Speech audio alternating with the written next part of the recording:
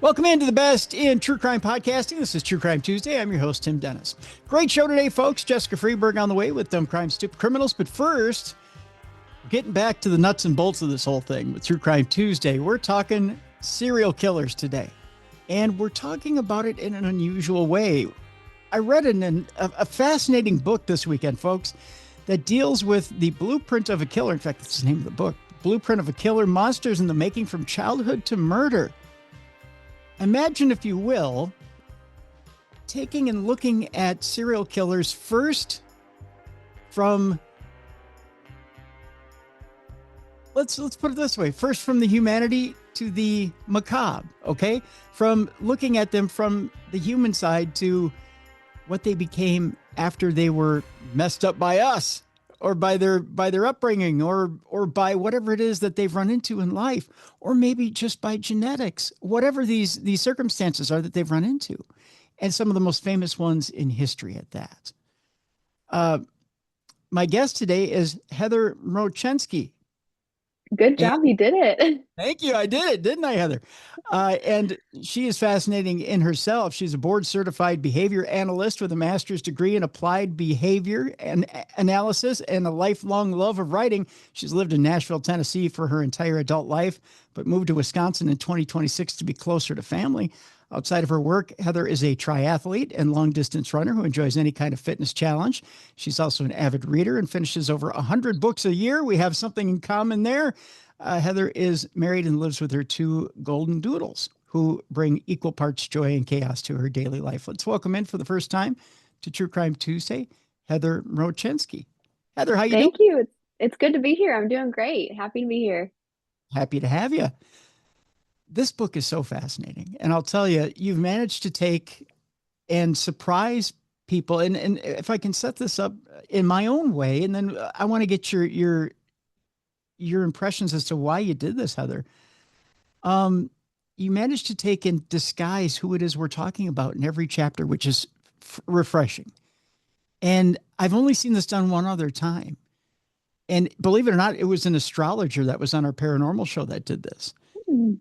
And so what we did is we set up profiles for this astrologer and said, is it someone who's really nice or a serial killer? And had them guess who the profile was. Oh, that sounds really interesting. Right. And so they would read the profile of this particular person, and then they would tell us who they thought it was and what their tendencies were. What you've done is you've given their history and how they started out in life and how they got behind the eight ball, so to speak. And as you start to read, you really do get sympathetic for almost everyone. And you're like, well, they never had a chance. Why start out this book, or why write this book of Blueprint of a Killer, and why put us in their shoes? Honestly, for exactly that reason, I think that it's easy to, hear about a serial killer and think, and rightly so, like, what this evil person, I can't believe they did this. But then looking back at their childhood, it's easy to see they were really set up for failure. They didn't have to choose the path they did, but it was definitely the easier path, the path, more traveled. But I did it because I had listened to a podcast years ago called Imagined Life by Wondery, and they did the same thing, but with like famous people. So the entire podcast it went through like the one that I listened, one of the ones that sticks out to me that I listened to was about Elon Musk. But you didn't know you were learning about Elon Musk until the very end. And so the whole thing, my husband and I were listening to it, and we were just back and forth guessing, like, oh, I think it's this person. I think it's this person. And we were shocked when we found out who it really was. And of course, you get closer and closer toward the end, like as it gets closer to, who they are as a grown up and what they did, you're finally guessing more accurately. But for us, it took away the preconceived notions that we had, positive or negative feelings about the person we were listening to.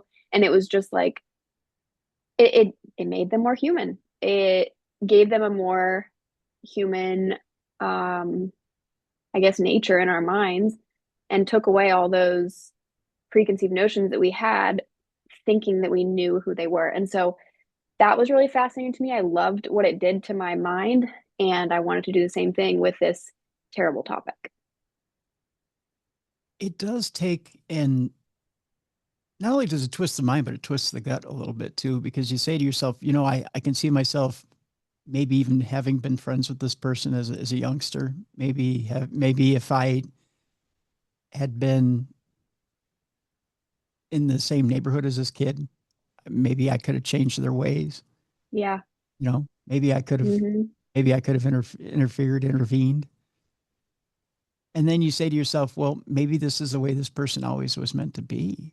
I mean, there's one or two, and I'm trying to think of the killers in here where you actually mention there is a genetic, and I'm trying to remember the name of the disease. There's a genetic predisposition for being a serial killer.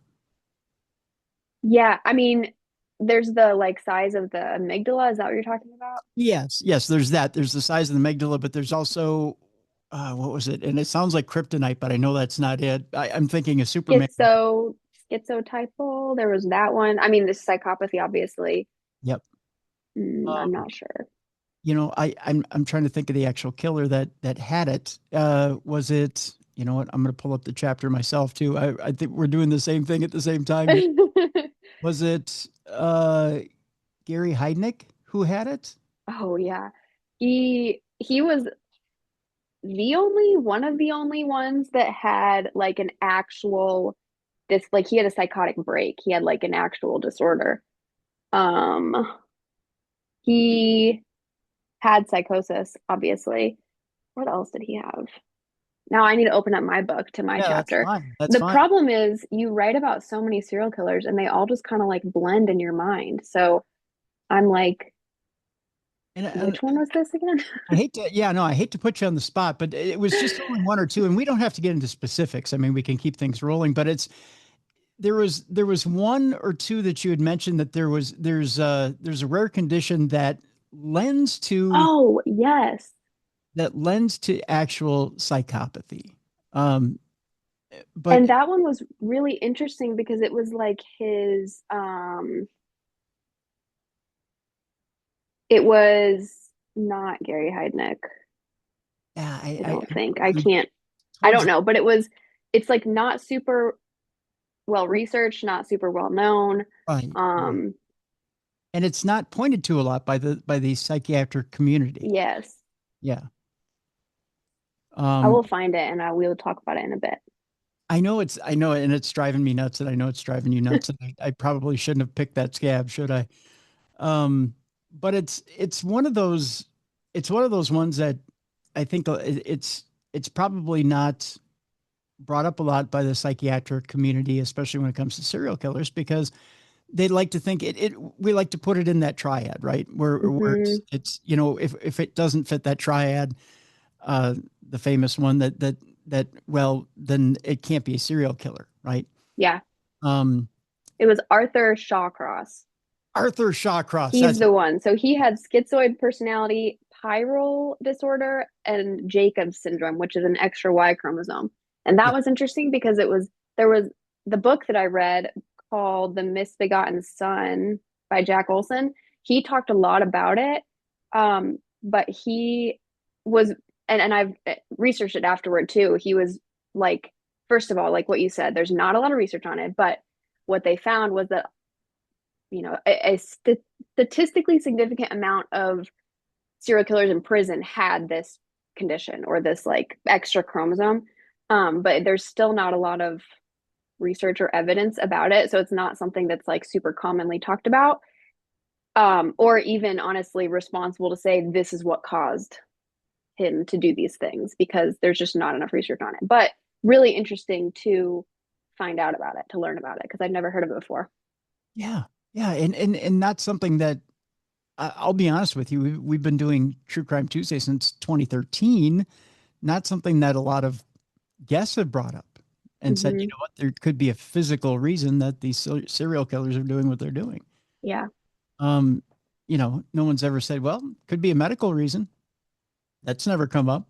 Yeah. It's almost always, conditioning or abuse or, or it's again, it fits within the triad Hmm. that's why this is why, it's almost always nurture versus nature as to why serial killers are the way they are.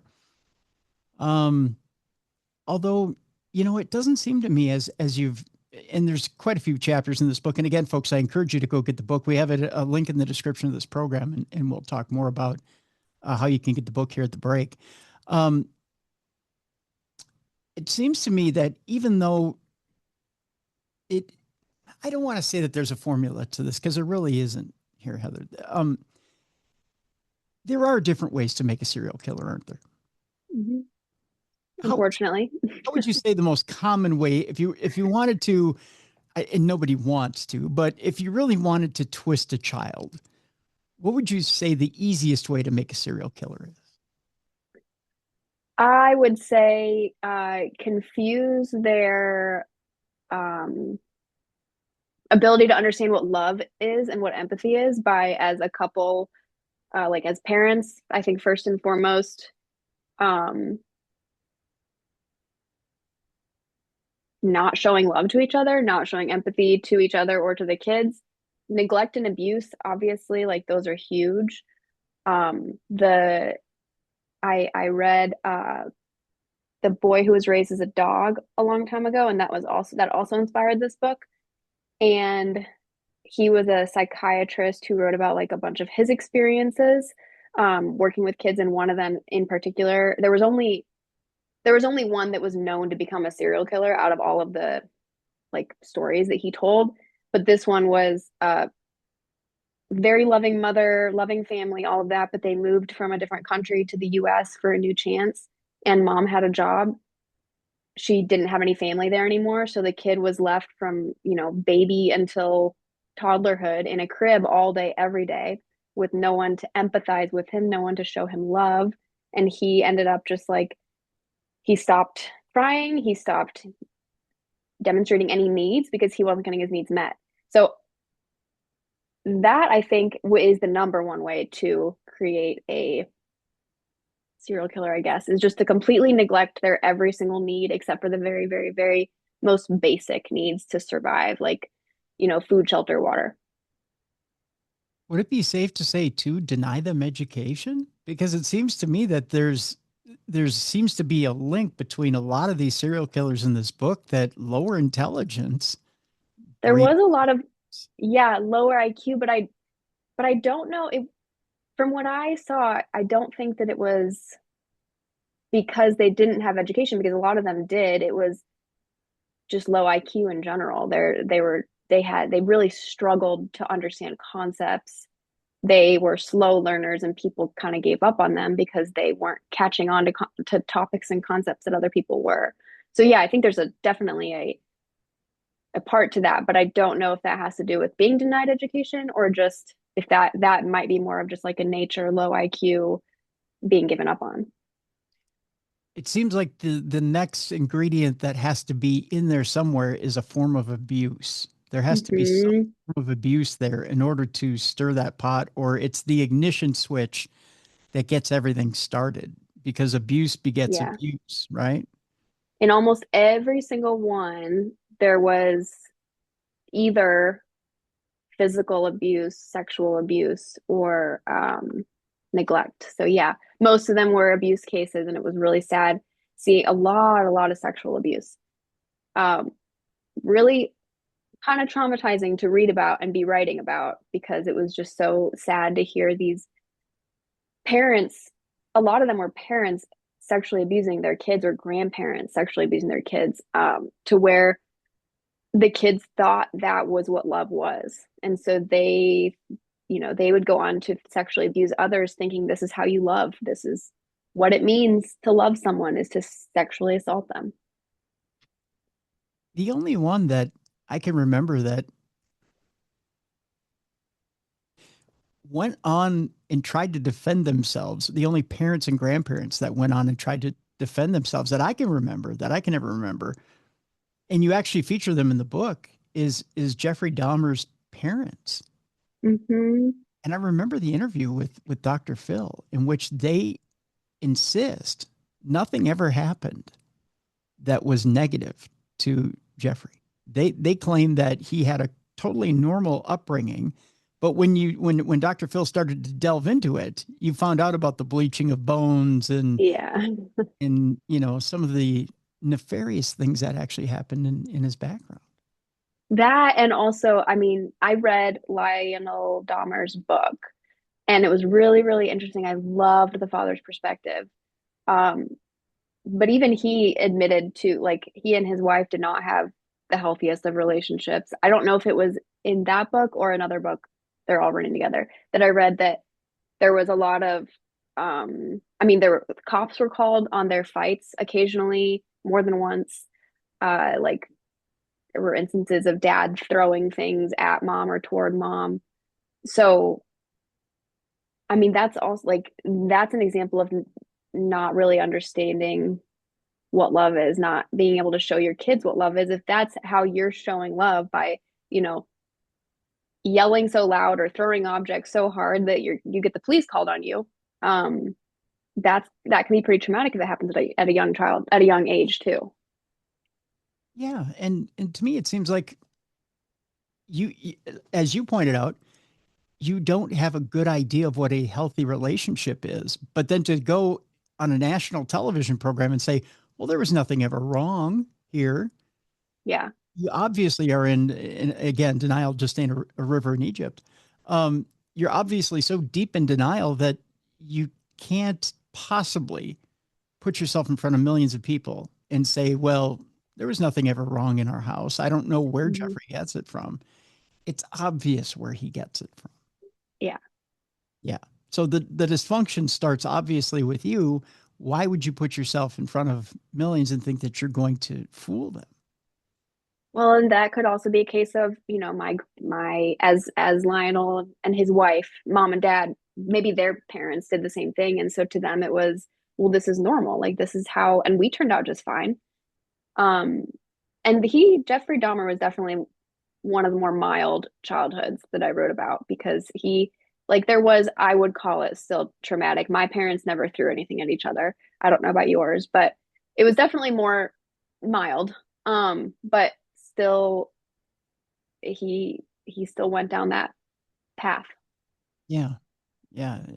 And there are, as you said, there are, it is one of the milder ones in here, and probably appropriate that you open with it, right? Because it's kind of an appetizer, as one that you as you get deeper into the book, that's for sure.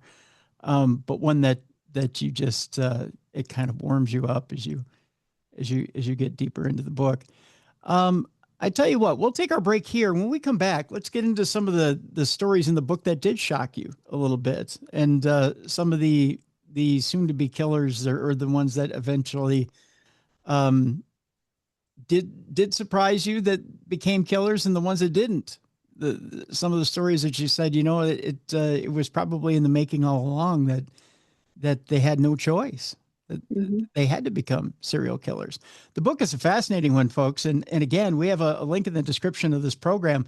And I want you to go get this book, folks, because it is fascinating. Heather has taken a completely different spin and shown you exactly how you make a killer. Blueprint of a Killer, Monsters in the Making, From Childhood to Murder. Heather Mroczenski is our guest.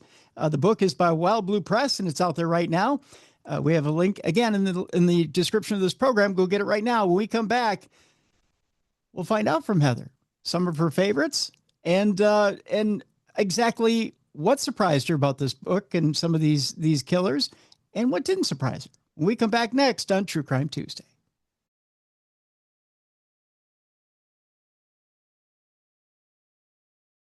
Welcome back to the best in true crime podcasting. This is True Crime Tuesday. I'm your host, Tim Dennis. The name of the book is Blueprint of a Killer, Monsters in the Making, From Childhood to Murder. Heather Mroczenski is my guest. She's the author of this wonderful book. It's put out by wildbluepress. Folks, want to tell you that today's program is brought to you by Jelly Bean and Julia's. Jelly Bean and Julia's is over in Coon Rapids on Coon Rapids Boulevard. And of course, is the home of the wonderful Friday night smoked prime rib dinner. Of course, with that amazing tequila berry salad. That's that sweet and tangy tequila berries dressing it's got me in fits right now thinking about it. I had it this past Friday. The smoked prime rib dinner is amazing. You've got the Boston baked potato. Of course, if you don't know what a Boston baked potato is, they take and they deep fry it in the. It's not what you would think as far as regular oil goes, but it's a avocado oil, which is, that makes it so much better too. By the way, if you love avocados, you're going to love the avocado oil that they deep fry it in. But that entire meal comes in either a 16-ounce or an 18-ounce meal. The smoked prime rib is amazing, folks. They serve it from 4:30 until it's gone, and it goes quite quickly. So again, on Friday night, go check it out. Jellybeanandjulia's.com is the website. We have a link in the description of this program, so you can go check it out. Please go check out Jelly Bean and Julia's this Friday night for the smoked prime rib dinner. All right, let's get back to our program. Heather Mroczenski is with us. Blueprint of a Killer, Monsters in the Making from Childhood to Murder.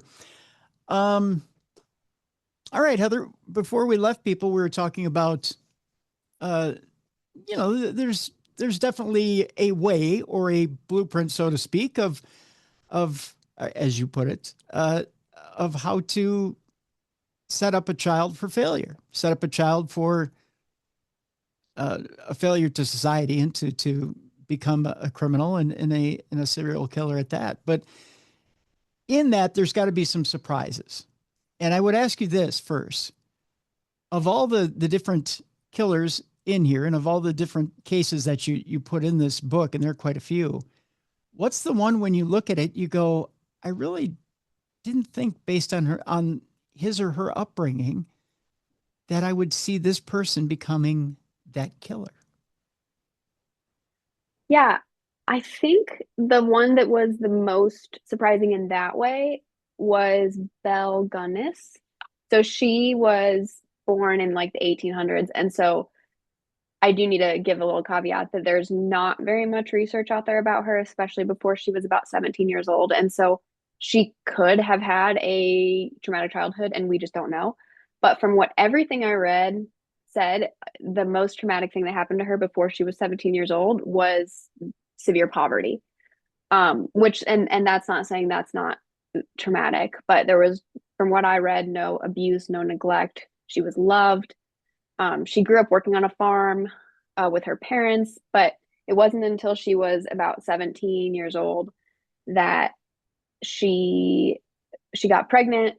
The boy who got her pregnant, when he found out, he was very upset. He didn't want to be known as the, lover of a poor woman when he was wealthy.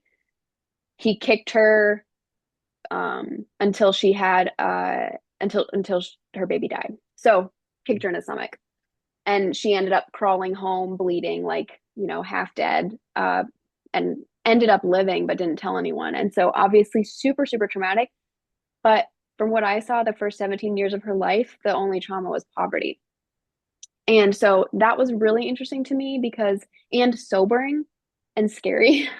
Yeah. All of the stories that I wrote were terrifying, disgusting, like just awful, but hers was the most unique and maybe the scariest, just because there didn't seem to be like an antecedent to the murder.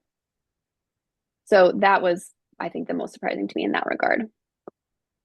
In there, you'd think there's a point where she either becomes a victim and cowers away in a corner, or there's a switch that turns and Mm-hmm. becomes the killer, right? Mm-hmm. Yeah. And she decided to take control in that way. So she was like, this is never gonna happen to me again. And again, this was the 1800s, but it said, I read somewhere that she thought, I will never let anyone do this to me again. And she never did, because she made sure that she was always in control after that and always the one calling all the shots. And that's incredibly out of character for that time frame. Mm-hmm. Yeah. Yeah. She was the only one that I could find from that time frame. I'm sure there's more, but Oh, I'm sure. And I'm sure maybe quite a few that never got caught, yeah. right? Um, But to think that this is how I'm going to go about life is just, it's incredibly, either something has to turn off in the psyche or you have to be incredibly brave, one or the other, right? It's Hmm. either I'm fully responsible for my actions and I go into it consciously knowing what I'm doing every single step of the way, or something is turned off mentally and I have no conscience and I just move forward and I mow through things like I'm mowing the lawn, you know? Yeah, and the hard thing about her too is she wasn't ever caught. So like she just kind of disappeared into thin air. They figured out that it was her because all the bodies were buried under her farm, but she was never caught, so she was never interviewed. Like this is really all not hearsay, but kind of like we don't really know.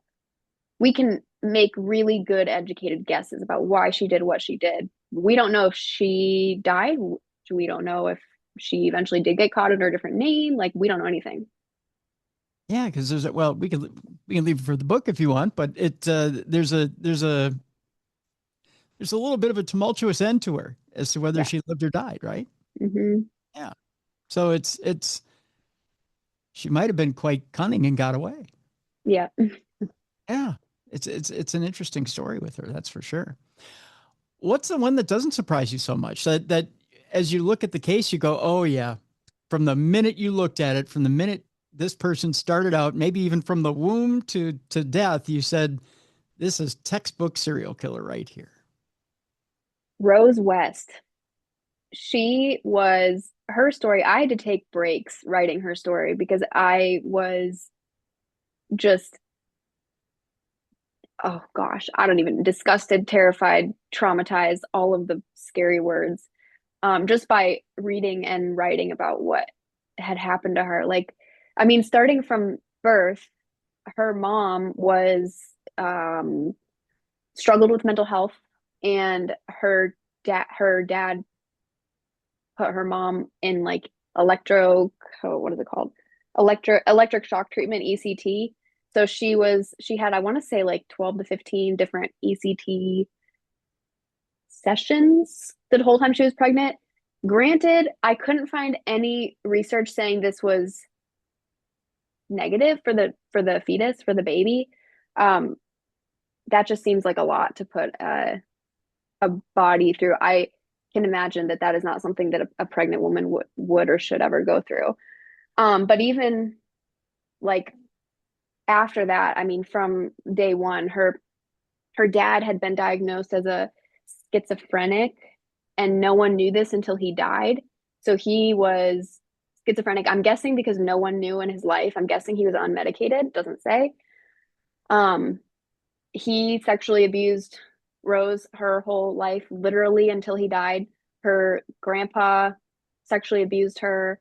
Um, just like a horrible, horrible upbringing. She went on thinking, she was one of the ones who went on to think that sex was how you showed love, and also gained control. She uh tried to sleep with her sister's husband, and he didn't do it, but there were just a lot of things like that. And then her story was a little unique because she was a part of a couple who went on to be serial killers. And so I also wrote about her future husband and his childhood.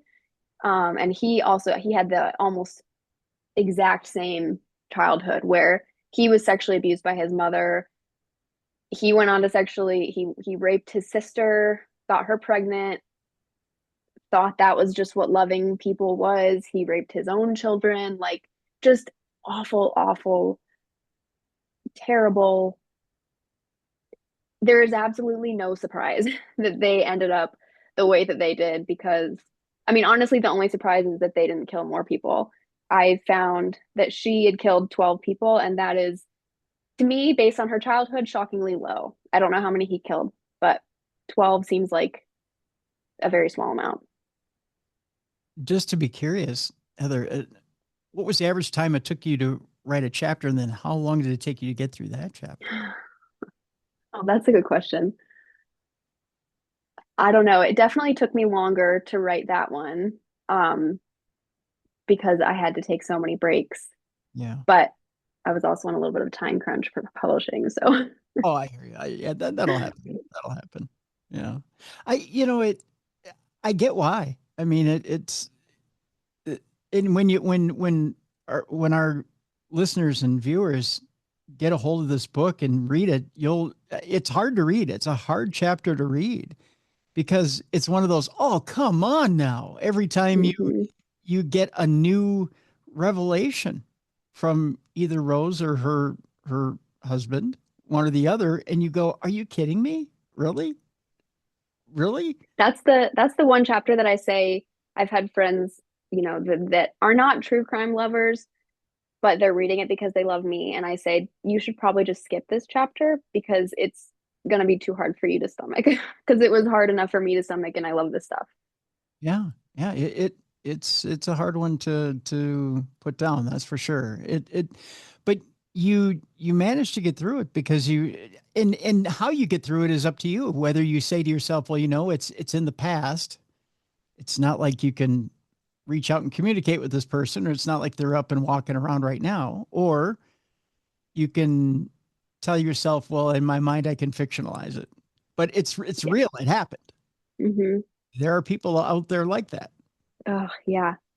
And that is why early intervention and childhood development is so, so important. Like from the time a child is born, showing them love, giving them, it should just be basic, just like hugging them when they cry, putting a band-aid on a bloodied knee, things like that that seem like they should be so second nature that aren't.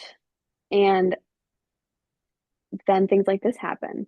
People thinking that raping a child is synonymous to loving them.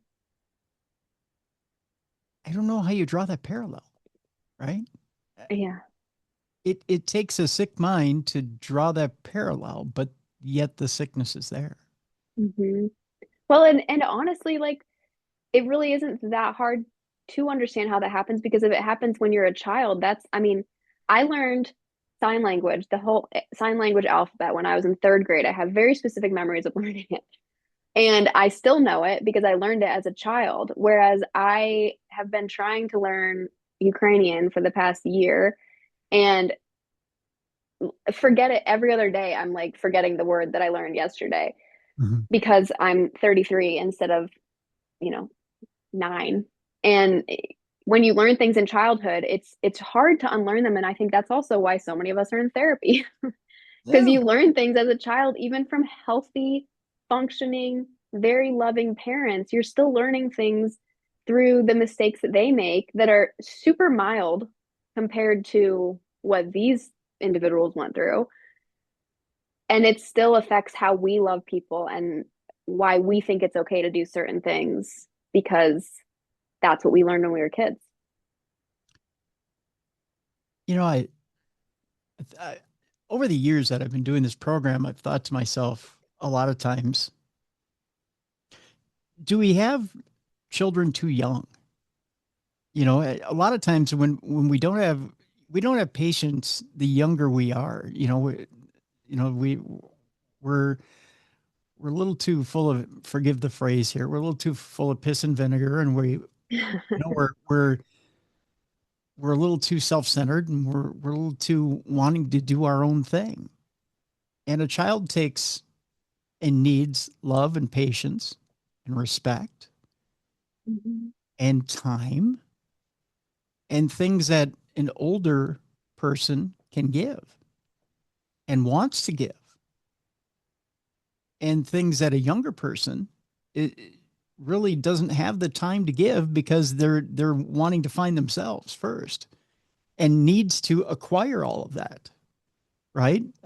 Yeah. They're still in the process of finding themselves to gather the skills to be able to give all that. And it's not a bad thing, and I'm not saying that, not at all. I'm not putting down younger people for having kids when they're young. If you're an old soul, then by all means have kids when you're young. If you've got the tools to give kids those skills, or those tools when you're younger, by all means do that. But if you're not in a place when you're even 25 years old to do that, then don't do it. right? Live your life. Hmm. Do it when you're 30, 35, Yeah. come back to it when you're older, because you only have one shot to give a child what they need, right? Yeah, that's so terrifying to think too. Like just the very, very small, the one shot and the very small timeline that you have to give it. Yeah. Because you can do a lot of damage. I mean, you You can can. turn every kid into a serial killer. That's not Yeah. going to happen, but you can do a lot of damage Hmm. on a small mind, and even in to their emotional center. Yeah, definitely. Yeah. Uh, but the wonder you can do as well. I mean, the wonderful things you can do with a youngster Yeah. if you have everything in tow and intact is amazing. I mean, think of the amazing things you can do and the amazing human being you can put together if you've got all your ducks in a row. And you don't have to be the most perfect human being ever. No. You just have to give the basics. And if you can put the basics down in what's going to be a superior human being, you could put together something really special. Yeah. You know? So there you go. That's my soapbox for today. Good night, everybody. No, but there's a chapter in the book, and I tell you, you feature both well-known serial killers and not so well-known serial killers. Maybe some that people have because of let's just say the sands of time washing over us. People may go, oh, I didn't realize that this one was there, that one was there. But one of the more well-known ones, I think that we've had uh, over the years, as you start to read his chapter, and it's the last chapter in the book, you don't realize until you get about halfway through, you go, oh, I know who this is. But Hmm. as you're reading it, you go, I didn't realize, unless you really know his history. And you Which go, I did not. So it was all just really interesting for me to learn. really? See, I've done a few programs on him the last 2 years, and so I really got into his history. But you got a couple of tidbits in there that I had not known, and I went, oh, that's interesting. So, I'm curious what those tidbits are now. so I'm starting to get. Well, there was some political stuff in there that I had no idea, and so I'm getting more well-rounded perspective on John Wayne Gacy, Hmm. and I'm thinking, you know, here's a guy who, and I've had his lawyer on this program, and I've had uh, I've had some other people that were close to Gacy on this program, and I get the same impression about Gacy that he was very personable, but at the same Yeah. time very deadly, Yeah. incredibly deadly. From the research that you've done, was there ever any real chance for Gacy? I mean, yeah, I honestly I think there's a chance for almost every one of these. And I say that because I know that there are productive members of society that have backgrounds that are super traumatic that go on to, like I said, have productive lives. And they don't turn into serial killers. They go on, they choose the path less traveled. And so I do think he he did not have to turn into the person that he did, but he definitely had he had it hard. He had that background where dad, like parents were very much in their traditional gender roles. Dad very much dominant. He believed that a man should be, all the stereotypically manly traits, and a woman have all stereotypically woman traits. And he was attracted to men, and that was very not okay to his dad. And so he grows up hearing how wrong this is and how dirty it is, and he internalizes it, which I would bet there's hundreds of thousands of people out there who have had very similar experiences. It's only now in like the 2020s that we are, becoming so much more accepting. And so he was born in 1942, and there was a lot less acceptance back then. But he also had, he was attracted to his mother's underwear, I think. And I want to say his grandma too, although that could have been another one that I wrote about. But yeah, he had a really I think more of an emotionally difficult childhood than physically. I think if John Wayne Gacy is born in 1980, this, He had a chance. yeah, half of his issues are non-existent. Yeah. Hmm. Yeah. It is interesting that he was such in my head, I call it like woo, like winning others over, I think is what it stands for. Mm-hmm. He was very, very, very charismatic, which I was looking up. So I was looking up people with traumatic backgrounds who didn't grow into serial killers. And then I was looking up for like diagnosed psychopaths that didn't weren't serial killers. And I couldn't find a single one because if you're a psychopath, you're not going to go get diagnosed. But I think it's pretty well known that that all of the traits that a serial killer has, or sorry, that a psychopath has to have, which is no fear, very little, if any, empathy, very charismatic, able to get their way because they can just step on other people's toes and they don't care because they're empathy. And so there's a lot of people, a lot of executives, a lot of, rulers of the country, governing people in high governing positions who people guess are psychopaths because it's hard to get there when you're not stepping on people's toes, I guess. And so he very much that wasn't surprising to me that he had that kind of personality. I guess it was more surprising that he was the only one that I found that had that kind of personality of the 10 that I wrote about. But he was very, very, very involved in his community. Everyone loved him. Everyone thought that he was a great person. Even when he was accused of sexually assaulting teenage boys, the community still was like, no, there's no way. This is John Wayne Gacy. He would never do that. Right. And because he had that power, that ability to woo others. Mm-hmm. Yeah. Well, he was involved deep in the community. He was, I mean, not only politically, but he was entrenched in community, like you said, in community. He had worked with the restaurants. He had worked with, wasn't it Boy Scouts at one point? Junior chamber. That's what it was. Junior chamber. Yeah. So he's entrenched in the community. He's working with businesses. He's, people know it's John. Why would John do that? Right. And lo and behold, it's John. John's doing it. And John's got bodies in the basement. Yeah, literally. Yeah, literally. John has bodies in the basement. And that's, and when it comes out, well, then it's a shock for everybody. Mm-hmm.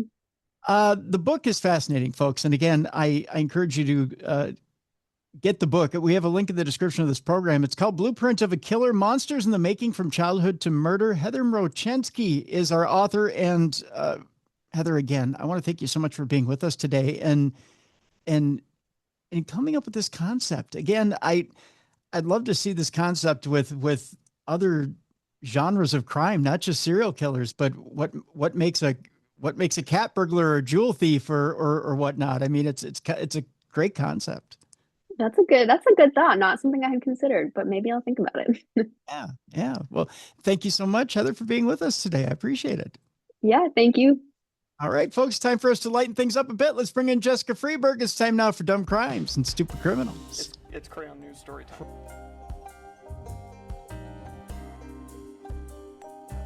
What happened with this dude, Christ Bearer? I heard he cut his penis off and then jumped off a balcony. Suspect pulls gun from butt, shoots twice at Denver police. What is your emergency? I need help. And what's the problem? I'm too high. You're too high? Yeah. It's that time, the time you've all been looking forward to. It's time now for Dumb Crimes and Stupid Criminals. And with that, I need a co-hostess. And I reach my hand across the Twin Cities, and I hope not to get it slapped off by anybody. I don't think it will be. I mean, I don't know. I mean, it was supposed to be a peaceful weekend this weekend, so nobody hopefully will slap it off. But I reach my hand across the Twin Cities, and there she is, my co-hostess. There she is once again. All of it, my faithful, my steady companion, my one who's taken on such a workload that I'm afraid her back will break. Yes, there she is, the one that Bender himself fears because only she works harder than he does. He said to me, "Oh, Mr." because I don't think he knows what my name is. "Oh, Mr." he says, "you have no idea. We've tried to make more charts, but we've run out of paper. We've ran out of ink." And I said, "That doesn't matter, Bender. We'll ship you more. We have plenty of that over here. Although we're running out of supplies, but we have plenty of that over here. We'll ship you more because she's got more product coming out." I mean, her publishing company has said, "We demand 57 more books out of you in 2027. So you're going to have to get ready, Bender, because there's going to be more charts to be made because she's going to smash them all. She's the eater of world, destroyer of charts." Ladies and gentlemen, she's intelligent, she's witty, she's funny, she's pretty darn easy on the eyes, and by gosh, she brings the funny. Here she is, Jessica Freeburg. Hi, Jess. Hey, Tim. I would never slap your hand away. Thank you. Well, that was kind of a double entendre too. But I appreciate that. Yeah, I appreciate that. Okay, that could have been in the years of Me Too. That would have been read wrong, I think. Thankfully, we're beyond those years. Yes, we're beyond those slightly. Yeah, I mean they still kind of apply, but yeah. Well, they always apply, but they always apply. Yeah, but we're being respectful. Mm-hmm. And we're on Zoom, so see, look, I hit the camera. It was weird when you were reaching out. It is like you're gonna touch me. It's kind of creepy. But then I use Purell, so it's germ free. I don't know what that means either. Oh boy, which would have been important during the days of COVID. So yes, that would have been as well. Yeah, actually, you know what's funny is I don't think I ever went back to the office after COVID. No, a lot of people didn't. Yeah, and then they started to make people come in slowly, and people are like, "What? I work from home now. It's wonderful." Actually, I think I get rid of a sportscaster that way up in St. Cloud. Oh, really? Mm-hmm. Yeah. Mm. I mean, I didn't mean to, but I did. It's kind of like, I'm immunocompromised. Don't ever come back. Goodbye. And then I just started doing my own sports. Whatever it takes, that works. Yeah. So it's much quieter now on Saturdays, which is nice. I like a quiet Saturday. Quiet Saturdays are the best. Yeah, they are. Yeah, I like it. I do love your posts on Saturday, though, when you're like, "Good morning." Oh, thank you. Say hi. I do too. I like my Saturdays. It's cheery. Yeah. I like connecting with people on Saturdays. It's fun. Yeah. Connecting with everybody out there in social media land and in locally and everything. And occasionally we have a fun crew to connect with. Yeah. Occasionally I'll get somebody who will call me at the station and ask me who I am.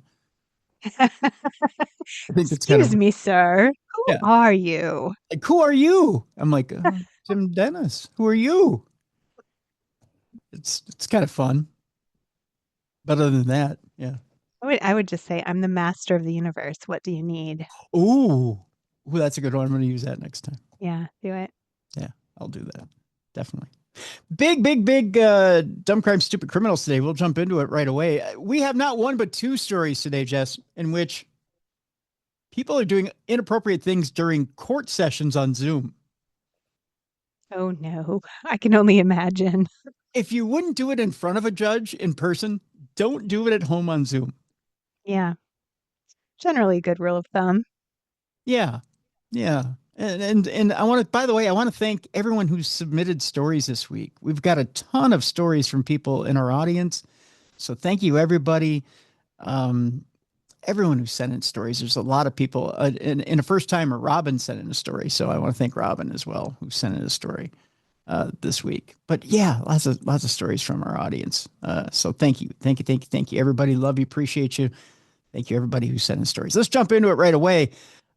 Speaking of jumping into it or rolling it over, however we do it, let's talk Tiger Woods, y'all, first. Okay. It felt like I went back in a time machine. I was like, wait a second. Right. All of a sudden it was just a few years ago all over again. And well, we just switched the players a little bit, right? I mean, Tiger takes off. First of all, he says, I'm going to golf again, y'all. And it's like, yay, Tiger. And then he goes, I'm going to roll a vehicle, y'all. And you go, oh, Tiger. No. Yeah. Not again. It's just all he did was switch out blondes. That's all he did. Yeah. He went from Elin to Vanessa. Oh gosh, I don't even know who he's dating, so I didn't know she was another blonde. Let me tell you who it is. It is our president's former daughter-in-law is who it is. What? Yes. As a matter of fact, I have a little story in front of me here. Vanessa Trump, who is Don Jr.'s ex-wife, is who Tiger's dating. Broke her silence after Tiger Woods' DUI arrest with an unexpected Instagram post. It seems she's not too happy about what happened. Neither was Elin, by the way, when Elin Nordegren found out that Tiger rolled the first time. Oh, my goodness. He has a history of disappointment. I have a feeling that's a thing. Yeah. Vanessa Trump broke her silence on Instagram this past week, sharing new photos just days after her boyfriend Tiger Woods was arrested for DUI on Friday. The sports world was left stunned by the news of Woods' arrest after he was reportedly driving at a high speed near his home in Jupiter Island, Florida, before the crash that led to his detention. The 50-year-old golfer was released from the cell where he spent all of Friday afternoon after being arrested for driving under the influence following a traffic accident that fortunately resulted in no injuries. Now, the update to the story is that he had multiple drugs in his system. Ooh. Yeah, when he rolled, that's not good. No alcohol at the time. They said, but he appeared, with his speech slurring and things like that. But they did a blood test on him. I came back with multiple drugs in his system. Not drunk, but high as a kite. High as a kite. Oh, Tiger. And the story also, the other story that's coming out, according to TMZ, is that there are multiple people in his camp that are not happy with him and wish he would act his age. That's the quote. That he would act his age and act like a 50-year-old. I don't know what that is because I'm in my 50s and I don't act like I'm 50. But you don't act like you're 21 too. So. That's true. I'm not rolling my vehicle anywhere. Yeah. Although I'm up to try it if somebody would let me, but they're not going to pay my insurance. Here's the thing that I said as soon as I saw it come on the news. Like, there's no reason to drive impaired. Just get an Uber, especially if you're Tiger Woods. It's not like you're on a tight budget. There's a story on that as well today as to why he doesn't. He claims for quote unquote privacy reasons, he doesn't have a driver. Now, you know what? That's an automatic cop out to me. You know what that says to me, Jess? Privacy reasons equals what? What naughty things are you doing? Yes. He's covering something up. Yikes. Yeah. If you can't get a driver for quote unquote privacy reasons, that means you're hiding something from your significant other. Yeah, you are definitely making poor choices. Yeah. So what is a driver going to reveal that you can't have one? Right? Yeah. Yeah. So according to the story, it says, unfortunately, this isn't the first time Woods has been involved in a serious car accident. It was just 5 years ago, Jess. February 2021, he suffered open fractures to his tibia and fibula in a crash in Los Angeles and put his career in jeopardy. More recently, he had been preparing for a return to competition. Believe it or not, it was just days ago. Days before that, he announced he was coming back to golf. I have a feeling this is also self-sabotage. He has a psychological issue. Yeah, that makes sense. Yeah. He was recovering from an Achilles tendon rupture that he had suffered in March of 2025 when he had announced that, hey, I'm back, everybody. I'm coming back to golf. And then, boom, flips his vehicle. Reactions poured in following the incident. President Donald Trump, a close friend of Woods, said moments after finding out, "I feel so badly. He's got some difficulty. There was an accident, and that's all I know. He's a very close friend of mine, an amazing person, an amazing man, but he's going through some difficulty. I don't want to talk about it," is what he went on to say. As the story unfolded, people also began looking to Vanessa Trump, Wood's current girlfriend and former daughter-in-law of Donald Trump, wondering if she would respond. Now, at first, she stayed quiet. Then a few days later, she took to Instagram, sharing photos with her daughter, Kai. She didn't address the incident, but it didn't go unnoticed. The photos had nothing to do with Tiger, and she didn't say anything about what happened. She simply showed Kai enjoying time at the Miami Open tennis tournament. Kai, who is also very active on social media, is set to enroll at the University of Miami in fall of 2026, where she'll play golf. One photo shows 17-year-old Kai posing with women's world number one, I believe it is Arnia Sabalenka, at the Miami Open on Friday. Neither the president's eldest grandchild nor her mother was with Woods at the time of the incident, nor were they together. The president's eldest grandchild was at the tournament, spending time with professional tennis players around the time that Woods was involved in the crash. Vanessa's exact whereabouts at the time remain unknown. Woods and Vanessa Trump have been together for over a year. Their relationship first came to light in March of 2025, when the Daily Mail reported that they had quietly started dating around Thanksgiving of 2024. She's also since then come out and she's been a little snarky about everything that's gone on since Tiger rolled his vehicle, and essentially has come out and said she'd like him to start towing the line a little bit. I don't blame her. Get it together. Yeah, I don't blame her. I mean, he's old enough to know better and has enough money to know better, right? Yeah. But yeah, I mean, he can't. Here's the thing. He had such a rigid upbringing between his mother and father. He was a child prodigy as far as golf went, and he was told, toe the line. He had, between studies and practice for golf, he was told every moment of his day was regimented as to what he was to do. And now that his father is gone, who was pretty much the general that ran everything. And I think, I'm trying to remember if his mother is still around or not. I don't think she is. He's pretty much free to run his life. And there's no real, and I think his golf coach is gone too. So there's no real anybody around to guide him. But again, you're 50 years old. Right. You're past middle age.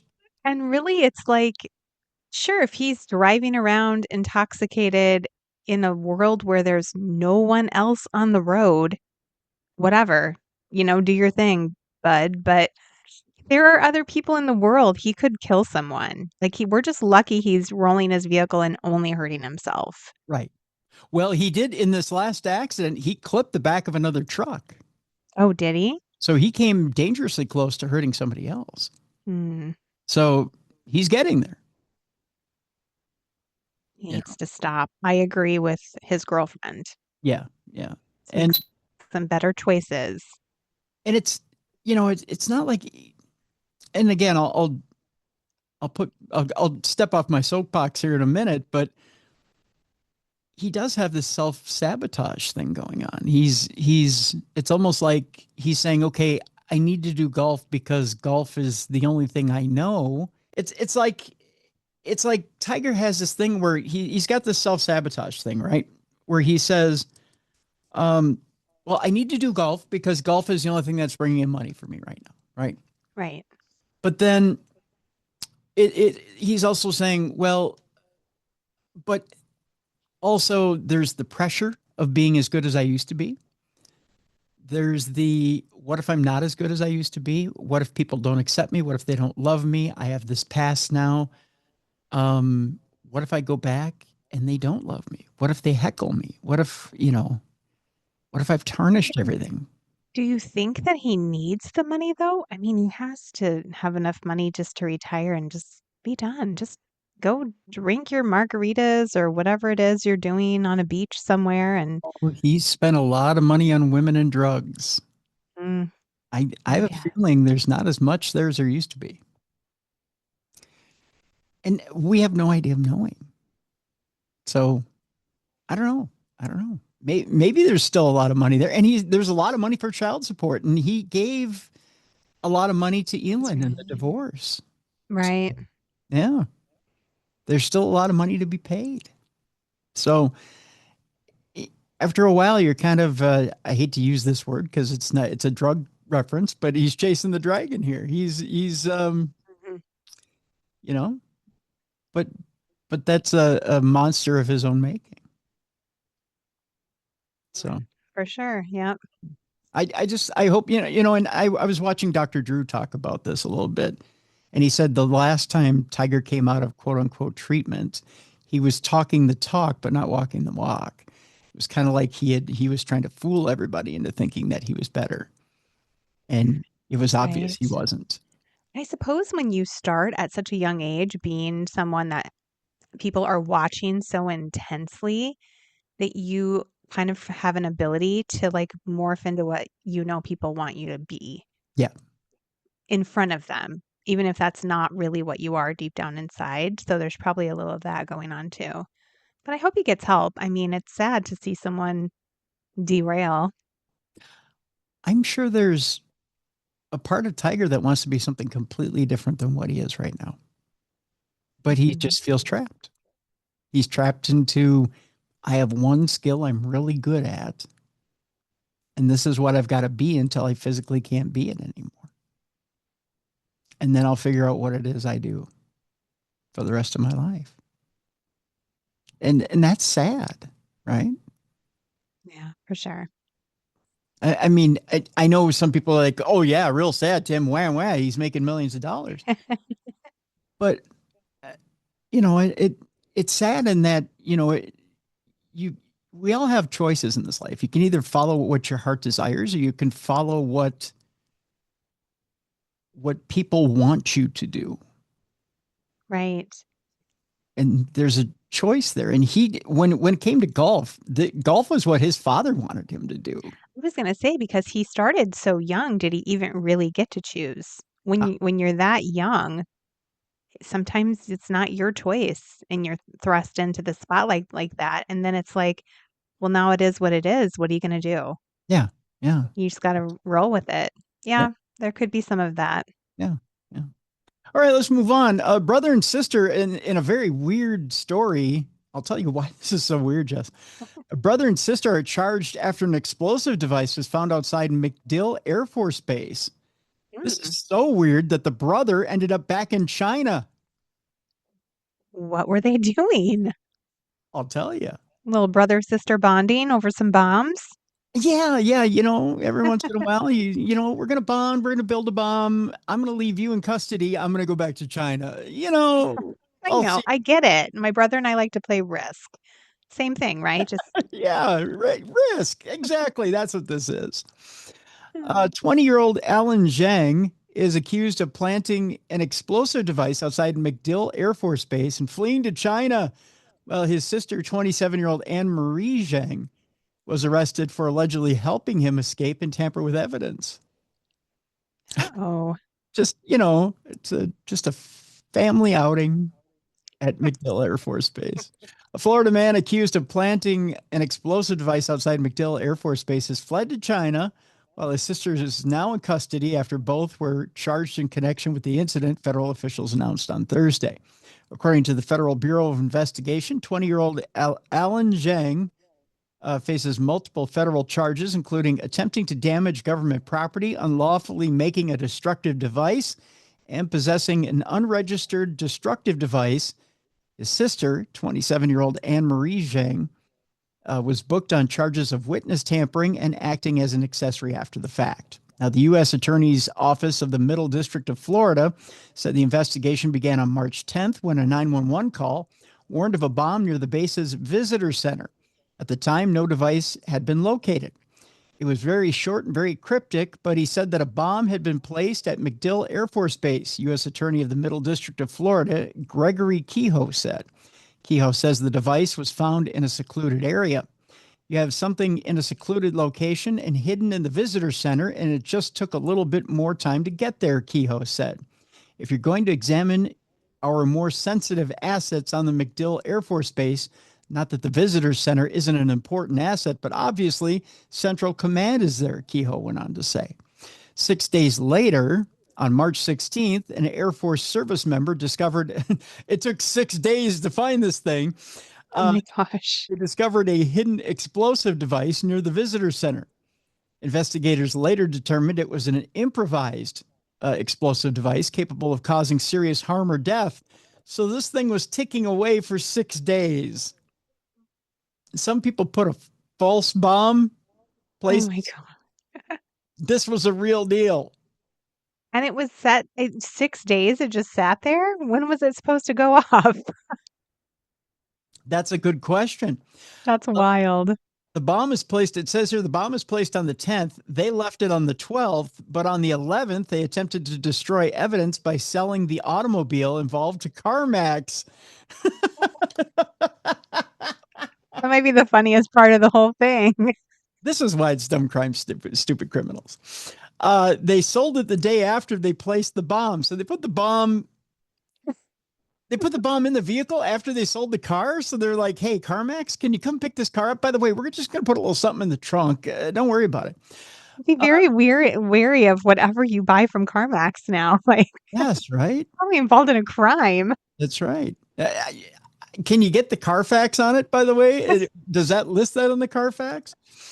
Why it didn't detonate at the time is a question we'd like to ask Mr. Zhang, Kehoe went on to say. We'd all like to ask Mr. Zhang that. Are you just a really, pardon my French, a really horseshit bomb builder? Is this the deal? Our last notification is that he's in the People's Republic of China as we speak, Kehoe went on to say. According to federal prosecutors, Alan Zhang purchased the phone used to make the threat at a Best Buy, and surveillance video captured him making the purchase and using his vehicle later to tied to the case. I know I skipped over that very quickly because I was surprised myself. So he purchased the phone used to make the threat at a Best Buy, and surveillance video captured him making the purchase and using a vehicle later tied to the case. Okay. All right. I think I'm on this. Investigators say Alan Zhang and Alan Zhang and Anne Mary Zhang quickly made plans to leave the country at that point. The day after the bomb threat, the pair allegedly sold the vehicle used to transport the device to CarMax, and then they booked their flights to China. So they must have got the money right away. They both left for China by March 12th, it said. Anne Mary Zhang, I'm sorry, not Marie, but Anne Mary Zhang, later returned to the U.S. and was stopped in Detroit on March 17th. Why did she come back? She was home free. Yeah, bad idea. You were safe. Authorities allege she helped her brother escape and tried to get rid of evidence tied to the investigation. Oh, she came back to get rid of the evidence. Oh. So she must have thought they didn't do a very good job. Why does she want to help him so much? I'd be like, bro, you are on your own. Right. Sorry. And you're in China, you're home free. There's no yeah. Yeah. I almost said expedition. There's no extrication out of China. So why would you worry? If you went to China, you're home free. It's Very strange. It's not like the U.S. is going to come get you. During a search of Alan Zhang's Land O'Lakes home in Florida, investigators said they found items consistent with those used to build the explosive device. Traces of explosive residue were also reportedly found in the vehicle the pair sold. Authorities also confirmed no charges had been filed against the suspect's mother, although she's currently in custody for deportation proceedings. Oh, so mom is back here. Oh, that makes sense. So I suppose they didn't want anything hanging over her head. They just abandoned their mother. They didn't take her with. What? There evidently wasn't enough of the CarMax money I was to, going to say they should have packed mom up and taken her along. yeah.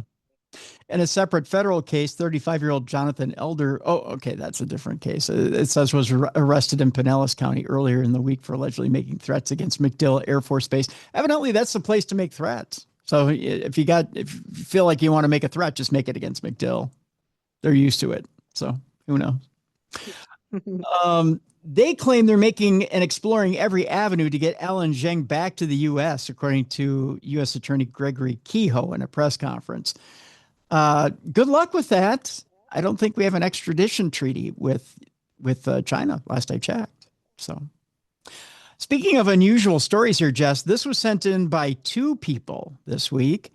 Robin was the first one to send this in, and then I believe Tom was the other person to send this in. Tom had an unusual, not safe for work comment when he sent this story in. I'll tell you what it is after I read the story, I'll let your mind wander as I read the story. The headline here is quadruple amputee cornhole players accused of shooting and killing a man.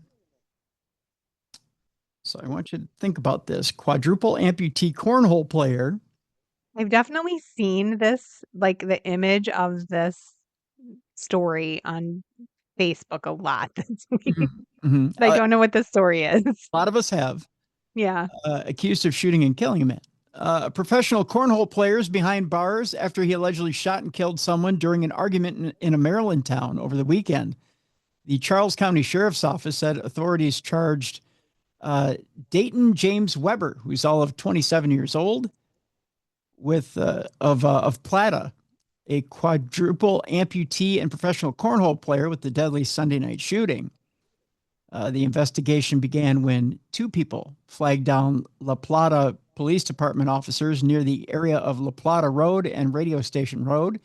It's a nice name for a road. I like that. The two witnesses told officers that they were in the back seat of the car when the driver, identified as Weber, shot and killed the front seat passenger during an argument. Following the shooting, Weber allegedly pulled over near Radio Station Road and Llano Drive, one or the other, and asked the two witnesses to help pull the victim from the car. However, the pair refused, got out of the car, and left the scene. Deputies said Weber then fled the scene with the victim still in the car, and patrol officers with the Charles County Sheriff's Office began helping canvass areas where Weber might have gone. About 2 hours later, a resident in the 10,000 block of Newport Church Road in Charlotte Hall, called 911 to report a body in a yard, Sheriff's Office said. When officers responded, they found the shooting victim, 27-year-old Bradrick Michael Wells of Waldorf, dead at the scene. Detectives from the CCSO received an arrest warrant for Weber. Now, I have a picture here, Jess. I'll show you exactly what this, if you're watching on video, this is what the quadruple amputee looks like right here. Okay. So he's the one who supposedly shot. So in question. He didn't have any hands. Yep. Right? Yep. How did he shoot a gun? I think we're about to find out. I'm curious as well. I mean, I don't want to be naive or rude, but like literally, logistically, how do you do it? Did he fire a weapon without fingers? I know, right? Investigators found Weber's car in Charlottesville, Virginia, and the pro cornhole player. I'm wondering how you throw bags without hands. That's just the best, though. I want to be a pro cornhole player, just so people can say that when I walk in the room. That's right. There's just the pro cornhole player right there. The pro cornhole player investigators found the pro cornhole player at a local hospital where he was seeking treatment for an unspecified medical issue. Powder burns. Southern Maryland Newsnet, which reported that the car was a white Tesla, shared a 2024 video purportedly showing Weber shooting and reloading a pistol. I want to see that video. I do too. I'm so curious. I'm incredibly curious. I mean, because the little spot where you pull the trigger, it's so small. So I don't understand what part of his anatomy he was using to do that. Well, If he didn't have hands, I would think, okay, maybe he knows how to shoot a gun with his toes. you do have prosthetic hands, though. Did he? Okay, the picture, he just had prosthetic legs, but he must. Well, I don't know. Maybe he does. He must. He has to have prosthetic hands. Officers with the Albemarle County Police Department arrested Weber once he was released from the hospital, charging him as a fugitive from justice. Weber is awaiting extradition to Charles County, where he will be charged with first-degree murder, second-degree murder, and other related charges, Nexstar's WDVM reported. Outlets, including sports network ESPN, have covered Weber's career, which he built after losing much of his arms and legs to a dangerous blood infection when he was 10 months old. Weber told Today that since he was a child, he has learned to pick up things off the floor, hunt, fish, write, drive, race go-karts, and even operate heavy machinery. That's amazing. I want to say great for that guy, except he just killed someone. Well, allegedly. Yeah. Let's use allegedly here, Jeff. Allegedly. Don't sue me, sir. Now, Tom, in his infinite wisdom, says, how did he shoot him? With his penis? That's Tom's Tom 2 cents. could have used his tongue. See? Nice. I know. Watch as I demonstrate how you might do that. Right. Yeah. To your point, he must have prosthetic hands. That's the only thing that makes sense. Yeah. And what's sad is somebody died, and all I can think about is how. Yeah, how? How'd you do it? I lost that part of the story. My brain just went straight to what? How? How? Yeah. I did too. How do you do it? But yet the guy operates heavy machinery. So yeah. I mean, he 10 months old. So this has been his whole life. Yeah. He's never known another way of being. So he's had to figure out how to do everything. Where there's a will, there's a way. Including murder. Allegedly. Including murder. Including murder. Allegedly. Thank you, Jess. Allegedly. Our next story also involves a disabled man who died after being dropped from an unsafe wheelchair by an Allegiant air handler while transported onto a flight, according to Yeah. Oh, I hate this story. We call this dumb crime stupid airport handlers. What the heck? The filing alleges that 24-year-old Hunter Adkins was transferred to a wheelchair that lacked safety straps, resulting in a fatal fall. 24-year-old Hunter Adkins died after he fell from a wheelchair while being transferred to an Allegiant air flight, a lawsuit filed in Las Vegas alleges. In the filing obtained by People magazine, attorneys for Adkins' father alleged that he fell from the wheelchair because it lacked safety straps, which resulted in him landing face first to the ground after an assistant pushed him up the ramp to the plane's door. Yikes. Oh, okay. So this wasn't like a commercial flight where you're like flat or flush with the door. He fell from it because I'm like, how hard do you have to fall out of a wheelchair? But in my brain, he's just going down the tarmac, or not tarmac, but what's that? Is that the tarmac? What's that thing you walk through? Well, we'll find out here. Let's see. Okay. Hunter's father is suing Allegiant Air for wrongful death, among other claims. The family of an airline passenger with special needs is suing Allegiant Air, alleging that the airline is responsible for the young man's death. Tony Adkins is suing the company in connection with an incident that he alleges occurred on March 28th, 2024, in which his now deceased son, 24-year-old Hunter Adkins, who was a wheelchair user and lived with muscular dystrophy, fell from a wheelchair while boarding an Allegiant flight. Per the complaint, Hunter, Tony, and Hunter's 9-year-old brother, Caden, were boarding a flight at Huntington Tri-State Airport in West Virginia at the time of the incident, which the complaint alleges was a result of the flight captains rushing the boarding process so that the plane could be on the runway and take off in 20 minutes. So it does sound like it's a smaller airport. Yeah.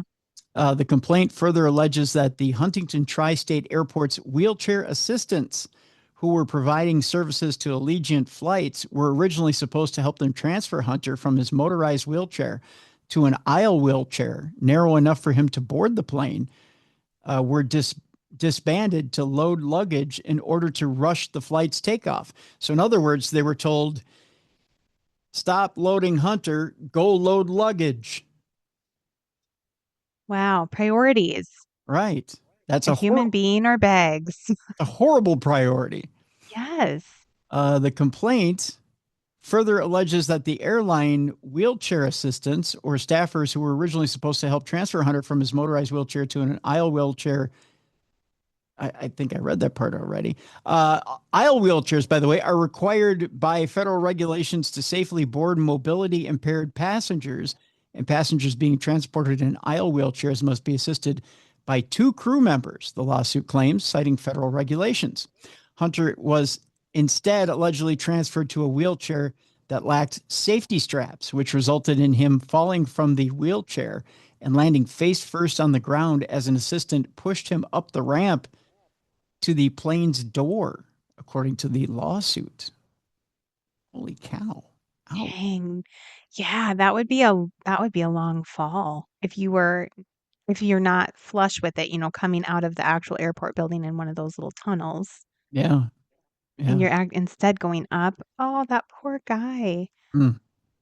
That would be so scary. And his 9-year-old brother was there. That's Yeah. horrifying for that kid. And and if he's got muscular dystrophy, of course he's got no reaction time. He can't brace himself. No, he can't do anything he to can't do protect anything. himself. So he probably smacked his head on impact right there on the tarmac, Hate that. which results in probably instant death, is my guess, for poor Hunter. Our next story, Jess, is sent in by one of our listeners. And again, if you have a story for us here on Dumb Crime, Stupid Criminals, you can send it in to tim@darknessradio.com.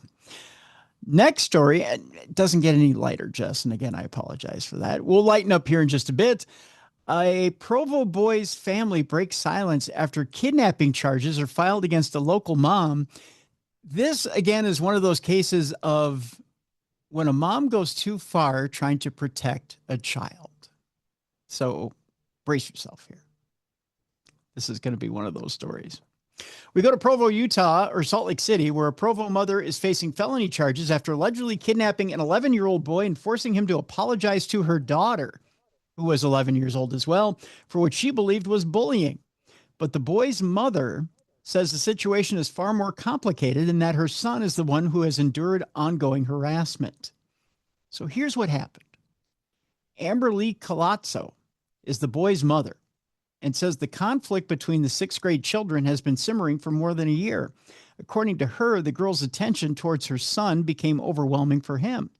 For the last 2 years, she has been bothering my son and telling him how much she likes him, Colazzo said. She says her son eventually reached a breaking point. One day he got fed up with the fact that she doesn't leave him alone, she explained. Colazzo acknowledges that her son responded with an unkind comment, but says what happened next crossed every line. Charging documents show the girl's mother, 40-year-old Shannon Marie Tafuga, was driving around looking for the boy to confront him about bullying her child. The following day, Shannon went around the neighborhood purposefully looking for my son, Colazzo said. When she found the boy, Tafuga scared him off his bike, grabbed him by the arm, and forced him into her vehicle, according to Colazzo. Wow, that'd be terrifying. So now we're getting into physical antics.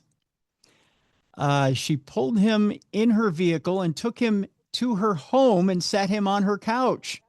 And while he was on the couch, I guess her dad or whoever it was standing there with a gun on his hip, Colazzo said. Shut up. I guess it gets a little serious in Provo. He's a kid. Yeah. She yelled at him that he needed to apologize, Colazzo said.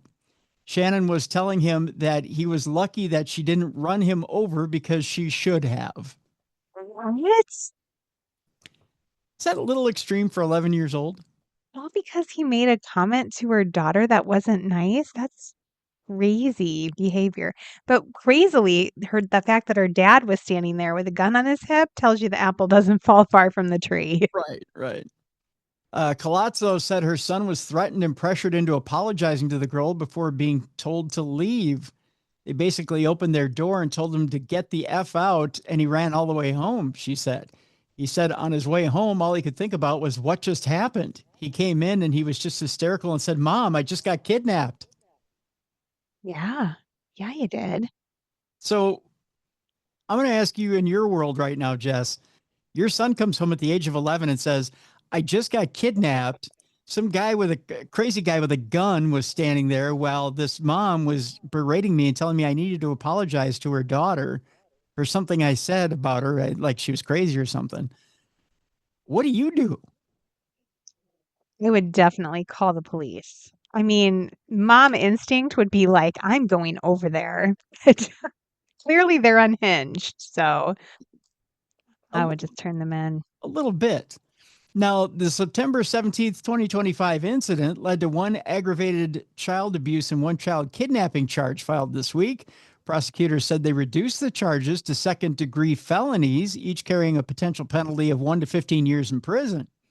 Utah County Prosecutor Christopher D. Ballard said that though it doesn't appear Tafuga had the intention of taking the child permanently, the incident was still a significant and serious crime. Ballard emphasized that no matter the circumstances, parents cannot take the law into their own hands. Even if your child is being bullied, the law doesn't give you permission to kidnap that child to do whatever you feel is appropriate. You need to follow the law, Ballard said. Tafuga's attorney released a statement denying the allegations and framing the case as a reflection of broader societal issues, saying the charges represent a symptom of our society's failings, where children were once held accountable by their own parents. There's a statement here from Pona Sataki, who is Shannon Tafuga's attorney. It's a little long, but essentially this is what they say. We respectfully deny the allegations made in the charging document filed this week. We believe the allegations stem from a troubled child and are not accurate. We look forward to presenting evidence to the state regarding repeat challenges our clients' children have faced at school, including the elementary school administration's ongoing efforts to address bullying and maintain a safe environment. It's unfortunate that we find ourselves in a position where we must defend the safety of our children and well-being. The filing of these allegations are a symptom of our society's failings and an erosion of traditional family values, where children were once held accountable by their own parents. We remain committed to working through the legal process and will continue to seek a just resolution based on facts and evidence. Now, Colazzo strongly disagrees. There's a shock, saying the situation escalated and Tafuga never attempted to reach out to her.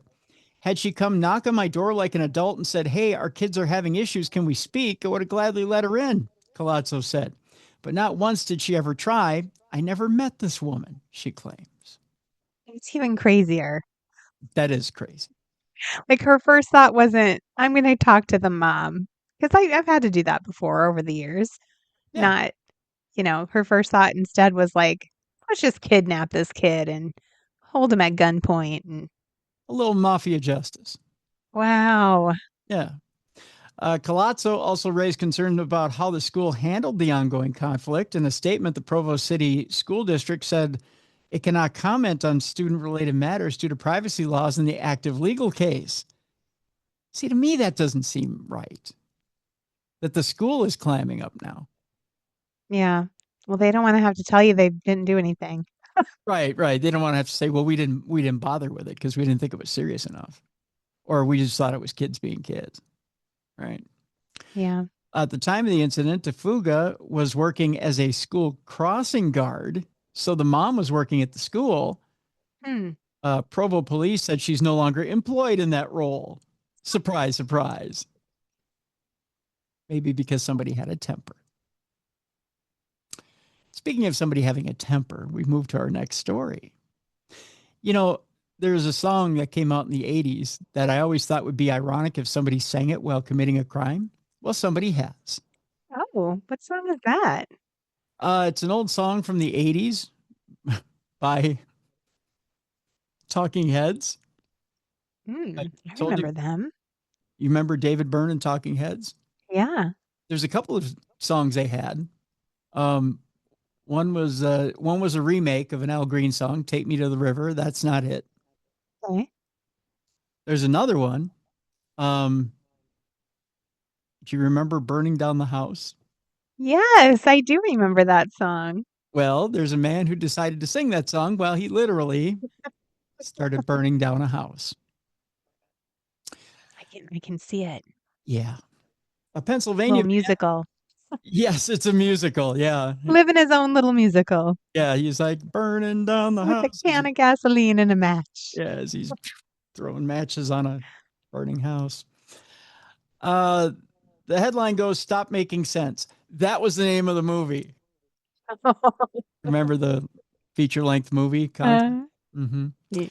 A Pennsylvania man torched his home while singing "Burning Down the House," the Talking Heads classic, according to police. Investigators allege that 43-year-old Martin High set fire to his Altoona residence around 3 a.m. on Sunday, then stood in the doorway and tried to block fire personnel from entering the building and dousing the blaze. He just really wanted it to go up. Does this guy look sane to you? A little bit not. Yeah, yeah. Although he looks like he might be able to carry a tune. Yeah. Doing a little karaoke. Just not a bucket of water to put his house out, but he can carry Karaoke arsony. Is that... karaoke arsony. At the time of the alleged arson, the home was occupied by High's mother, his 6-year-old son, and a third individual. So he was trying to kill people. Yeah. All right. That makes it worse. Yeah. Rebecca Plows, High's mother, told police she was awoke when the smoke detector went off and went downstairs to find the residence filling with heavy smoke. Plows spotted High standing over a smoldering living room chair. At the time, Plows could hear the defendant singing the 1983 rock song "Burning Down the House." Oh, God. Oh, my goodness. What goes through that guy's mind? He's like, this man has cracked. Yeah. The song, which is off the Speaking in Tongues album, was the Talking Heads' highest charting single, and lead singer David Byrne still closes solo performances with the tune. So I'm sure he's happy to know that David or Mr. High knows all the words. Took his song very seriously. He did. Along with the smoldering chair, fire investigators spotted melted glass on the living room floor, melted wallpaper, and a charred fireplace mantle.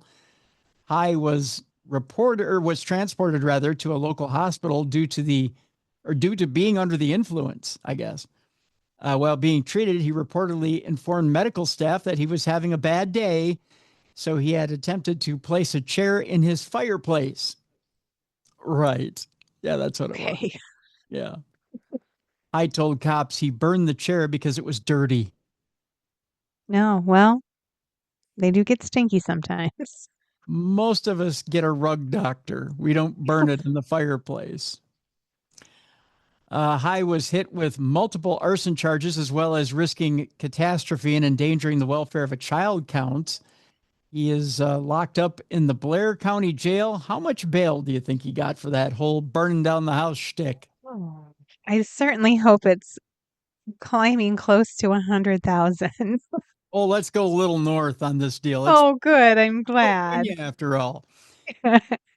And 200,000.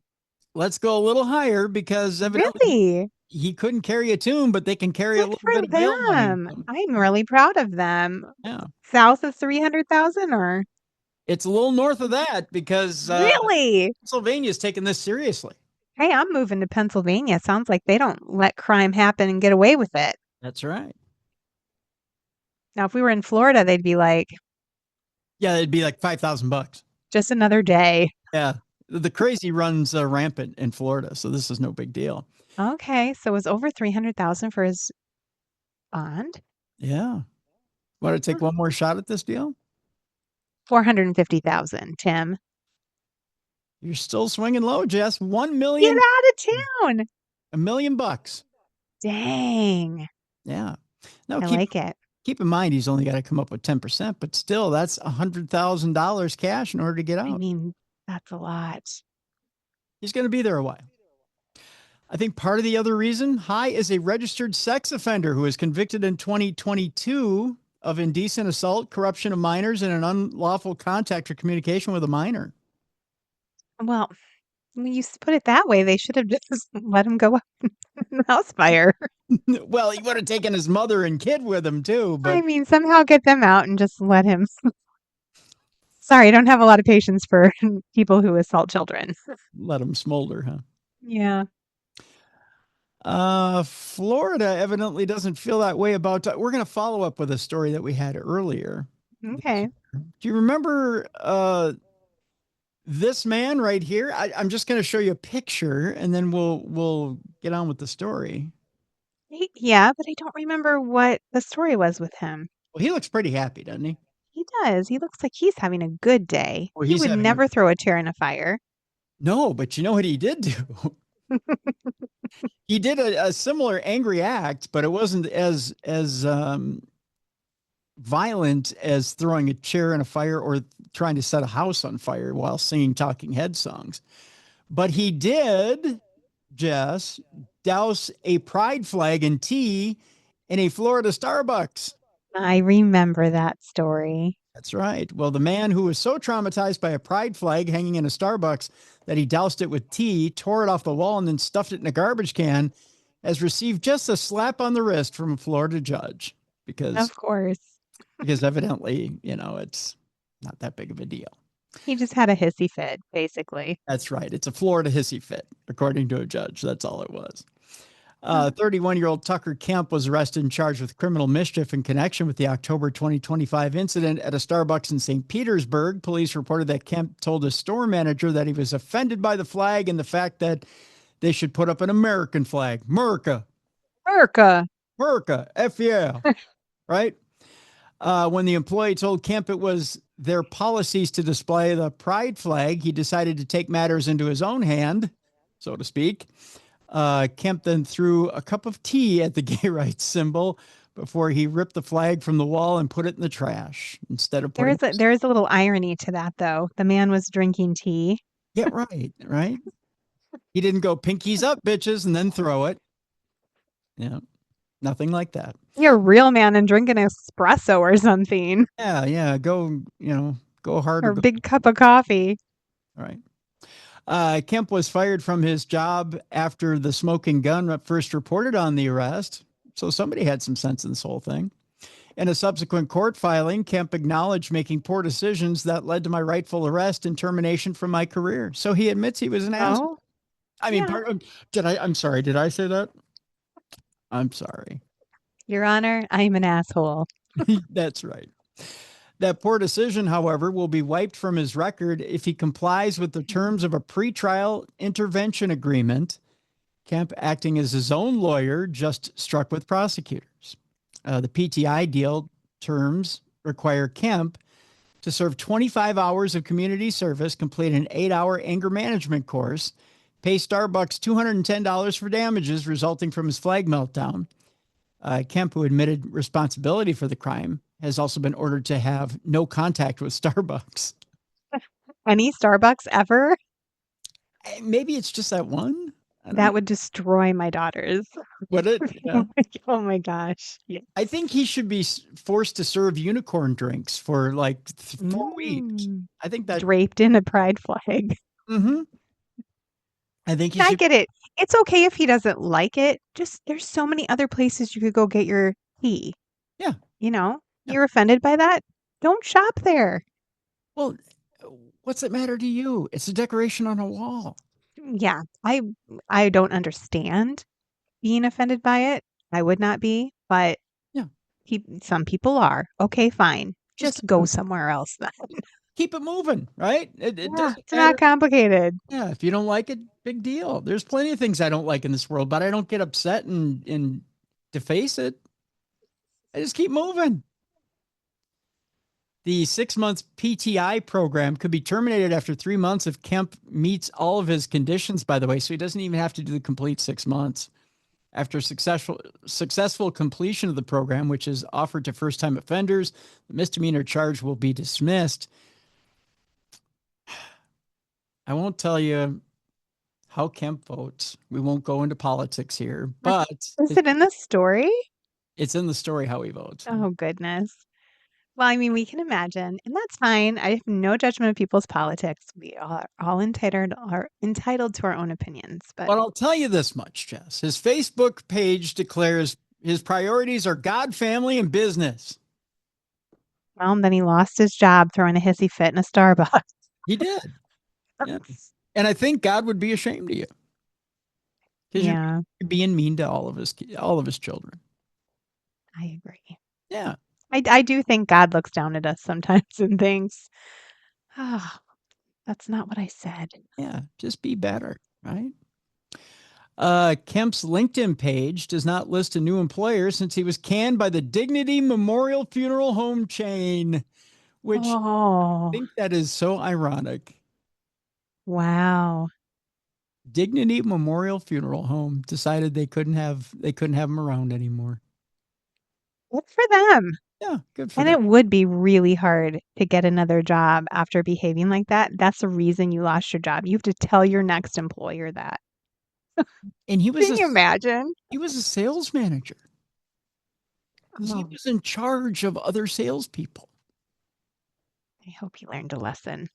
And he lost his shit over something on the wall. That's the craziest part. Isn't that fun? Oh. All right. Our next story. Again, we're in Florida. We're going to stay there. I've only committed one crime in my life. Actually, I can't believe that I did it at such a young age. This woman did it at such an old age that I'm laughing. Shoplifting? No. Oh, It's the crime I'm about to read. okay. I didn't know you could get this much. I can't believe I'm admitting to this at this old of an age. Maybe I shouldn't admit to it. What did little Timmy do? I was very young, and it was junk mail, but it wasn't even real mail. Did you open someone else's mail? I took it out of somebody's mailbox, but it was junk mail. Tim. Yeah. They could have been waiting for that junk mail. You don't know. I was doing them a favor. That's true. Somebody would steal my junk mail. We were just stealing junk mail and then burning it. We thought it was fun.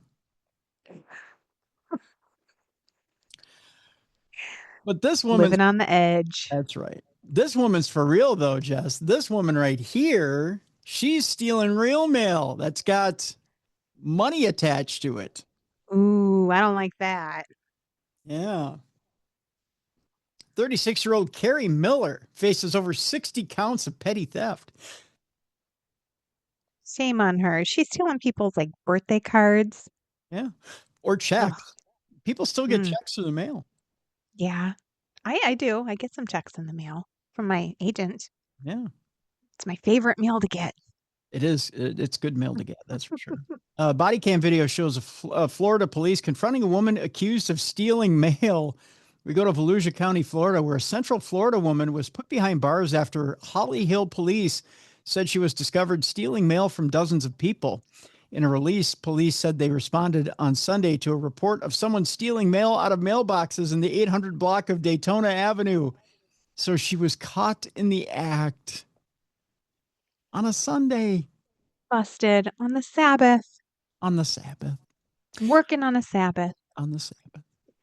Who's stealing mail out of a mailbox on a Sunday? Is that fruitful even? Are people, I mean, there's no mail delivery on Sunday. No, so she must be like keeping an eye on the ones that aren't getting their mail regularly. I mean, I'll leave mine in there for like weeks sometimes because I get that little notification that tells you what's coming, and I'm like, I don't want that. Yeah, the informed Just let it delivery. sit. Yeah, I get that too. Yeah. According to an arrest affidavit obtained by News 6, a police officer found a laundry bag full of mail. Wow. Some of the mail inside matched the addresses of the victims who reported the thefts. The arrest report stated one of the victims saw the suspect stealing mail on her security camera and ran outside to confront the suspect. The suspect said, "Baby, I didn't take your mail."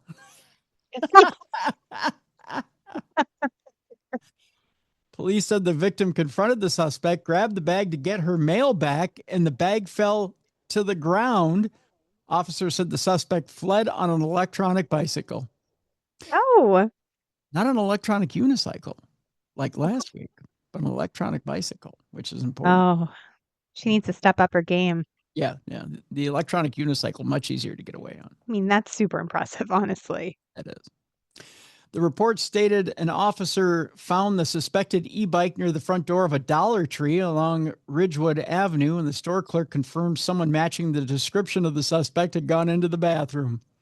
Because when you want to hide from the cops, the bathroom of the Dollar Tree is the perfect place. Body camera video obtained by News 6 shows police detaining a woman named Carrie Miller, who's all of 36 years old, for a lawful investigation. In the video, an officer is seen going into the restroom where Miller came out of. According to police, the officer found stolen mail in a trash can. Busted. So she took it in there with her. Can you imagine sorting through all that mail to find, the good stuff? You got to go through so much junk. Yeah. I barely want to go through my own junk mail. Right? I mean, think of how much of your mail these days is just trash. 99.9% of it. Yeah. There's really a lot of trash I could send to But you. we did have someone steal our birthday cards one year out of our mailbox. Really? That was really disappointing. That's evil. Yeah, they didn't steal the cards. They actually opened them and took the money out. Oh, no. I know. That was way back long ago before we had Ring cameras or anything to That's triple evil. catch it. I know. The quote here is, got her out of the bathroom, told her she was lawfully detained. When in the bathroom, there's mail with the addresses in the trash can in here, an officer can be heard saying on the video. Police took Miller outside the store to question her and search her belongings. An officer asked Miller, what in the world would compel you to steal all that mail today? You're running around here looking like friggin' Santa Claus. Is that what he said? That's what he told her. Yeah. In the video, Miller told officers she was holding a bag for a friend. Right. She then can be heard telling investigators she was paid to get the mail and bring it to a home on 8th Street. According to police, Miller reportedly had mail items from 63 addresses in Holly Hill. She was busy. Yeah. It's beginning to look a lot like a mail ring, right? Just think, if she wouldn't have been on an e-bike, she could have gotten so many steps in. I know, right? She really could have worked that. Like her steps app on Getting her cardio. on her watch would have been amazing, right? Oh my gosh, totally. She would have had like 40,000 steps in for the day. The mail was recovered and submitted into evidence at this time, with the postal inspector's office already being notified. So they had to wake up and quit eating donuts for the day and look at their actual notifications. Now a notification letter is being sent to each of the 63 addresses to ask the occupants to stop by the police department to fill out a sworn statement for Miller's prosecution. That's going to piss off the police department. I'll tell you that much right now. Miller also faces 63 counts of petty theft, as well as 63 counts of fraudulent use of personal identification information. She was released on Monday afternoon on bond. James Bond. By the way, if you've had your mail stolen or witnessed another mail-related crime, you can report it to the U.S. Postal Inspection Service. Just don't expect them to do much about it. No, I mean, I didn't mean that. I mean, they'll do something about it. Sounds like you've had some bad experiences, Tim. Do you want to talk about it? I'm just saying that, maybe they don't get around to it right away. They'll get around to it, but, they don't get around to it, but they get around to it. All right. We have a story here. We're going to go to court here, and not the people's court, Jess. But we're going to talk about what exactly. You know what? I think I want to hold the court story for a minute here. You know what? Actually, we're going to do a couple of lighter side stories, and then we'll talk about court and lead into not safe for work. Let's do some lighter side stories, and then we'll talk court, and we'll lead into not safe for work here. A man steals a Bud Light truck and leads deputies on a chase. It's a good thing that the Bud Light isn't being boycotted anymore, because this guy would have got shot up. he would have been in big time trouble. We go to Evansville, Indiana. A man leads officials on a chase Friday afternoon after stealing a Bud Light truck. Officials say that 41-year-old Randall Baker stole a truck around 3 p.m. from a liquor store on North Governor Street and was found heading westbound on Diamond Avenue near Resurrection Drive. Let's see if he can bring this big bad boy back from the dead right here. Wow. We're talking like a big Bud Light truck. Yeah, that was no small truck there, Jess. No, that's a funny thing to decide to try to get away in. Well, maybe he saw what the payload was and said, hey, you know what? I think I could either drink all that or sell it. He was really thirsty. Yeah. He's like, Bud Light, don't mind if I do. And then I've had a long day. Yeah, maybe he saw the Super Bowl commercial and thought like Post Malone and Peyton Manning were going to show up if he stole that. They say Baker refused to pull over and led police on a chase into Posey County. The pursuit continued west towards Wadesville and then went in. You could tell this is a local story because they're giving all the directions. And then went northbound on State Road 165 towards Poseyville. They all stopped at the, I don't know, either at the Denny's or at the Waffle House to have something to eat. A little cozy corner, little ice cream shop on the corner. Yeah. According to the press release, Baker also refused to get out of the truck, and deputies had to use pepper ball rounds to get him out. Wow. Yeah. Was he on something? Like, how did any of this seem like a good idea to this guy? He was on the high of knowing that he had a whole truckload of Bud Light, I guess, Jess. He really likes beer. That's right. By the way, Baker also hit a sheriff's patrol vehicle and crashed into a field while this is all going on. They threw down some stop sticks and boom, got him to pull over. Wow. Baker was taken to the hospital for minor injuries from the crash. Authorities say Baker's blood alcohol content was 0.103. So he'd had a little bit out of the back of the truck. Yeah, don't say. So he had already started once authorities started chasing him. Then he went, anybody want some of this Bud Light? Give me a hell yeah. The deputy whose car was hit was not hurt, by the way. So thank goodness. Yeah. So there you go. Baker's facing. No, really? This same guy is facing attempted murder charges?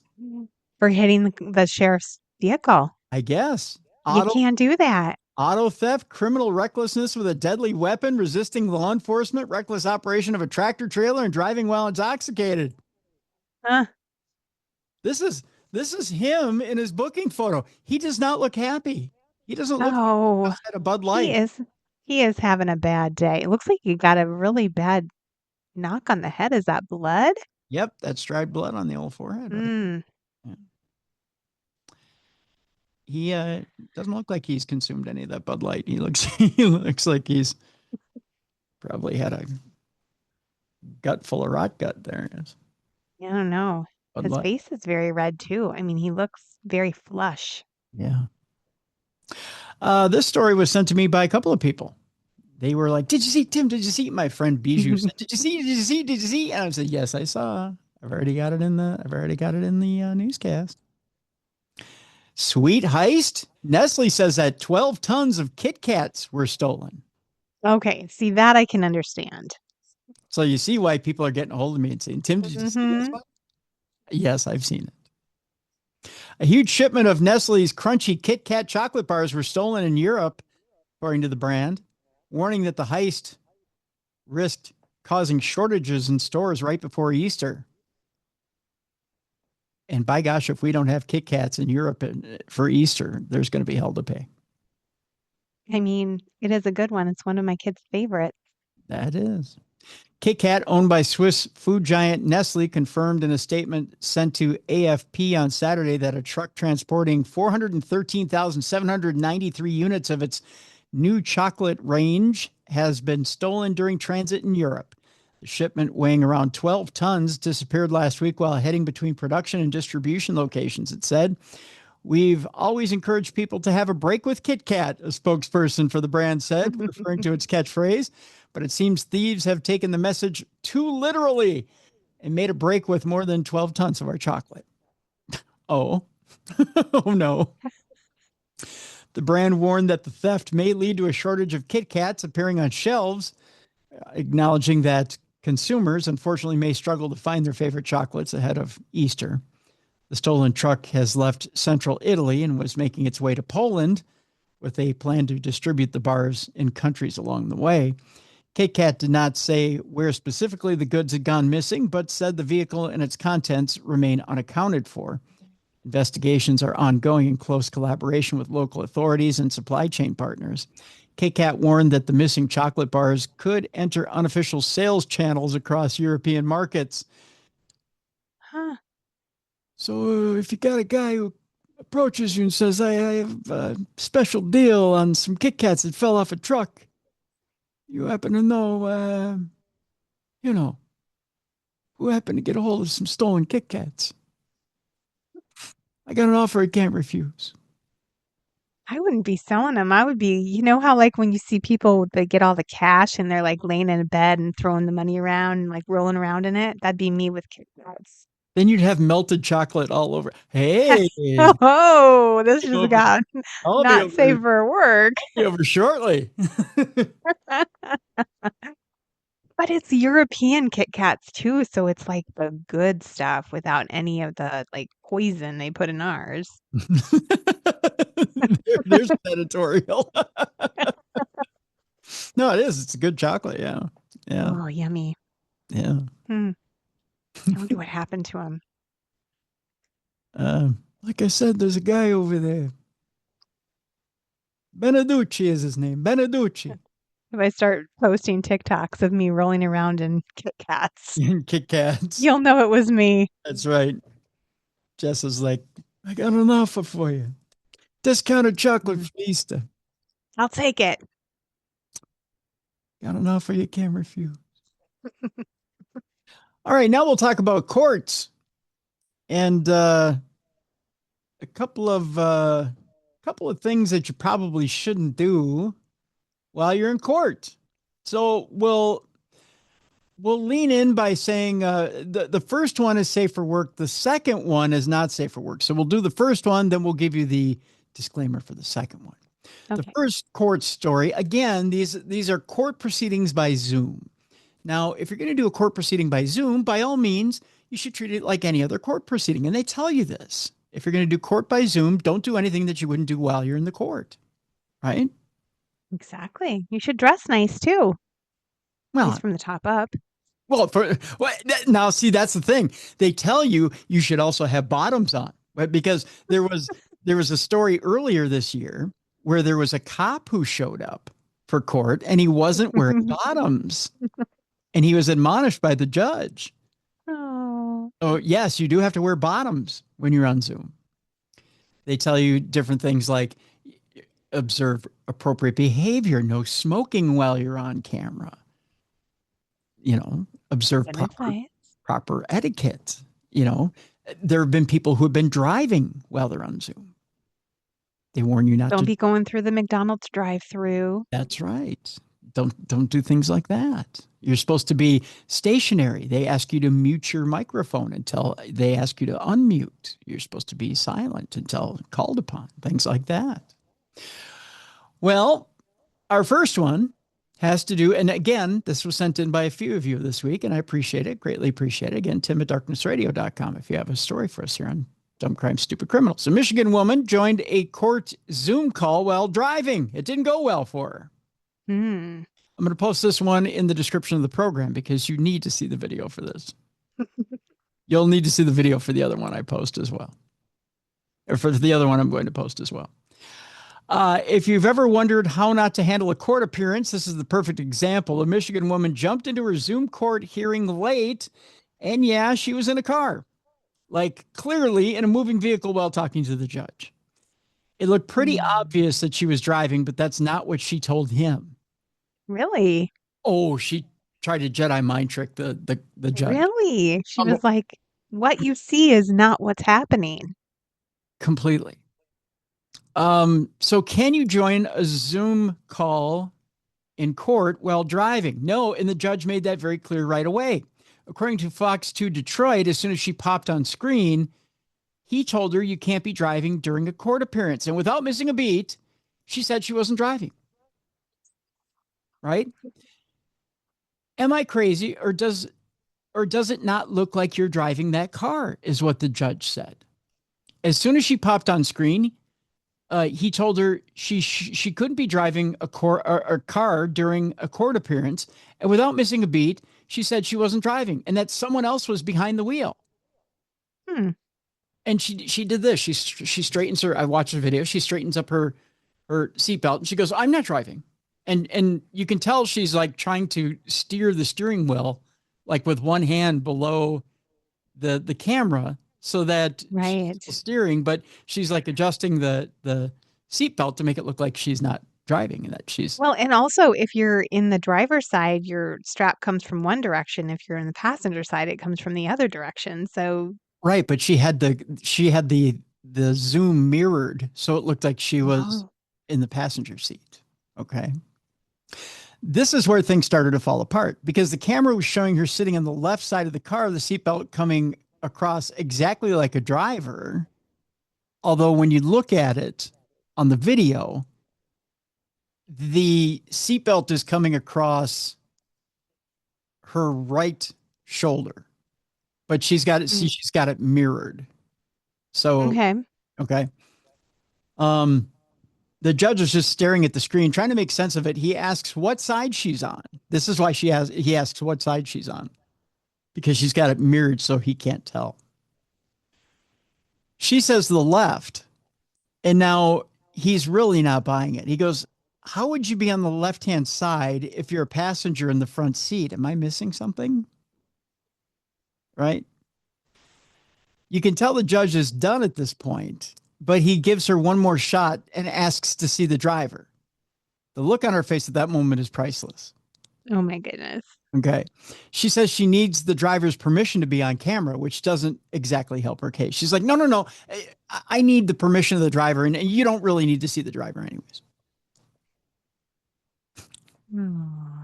Then she hops out of the car, like right there.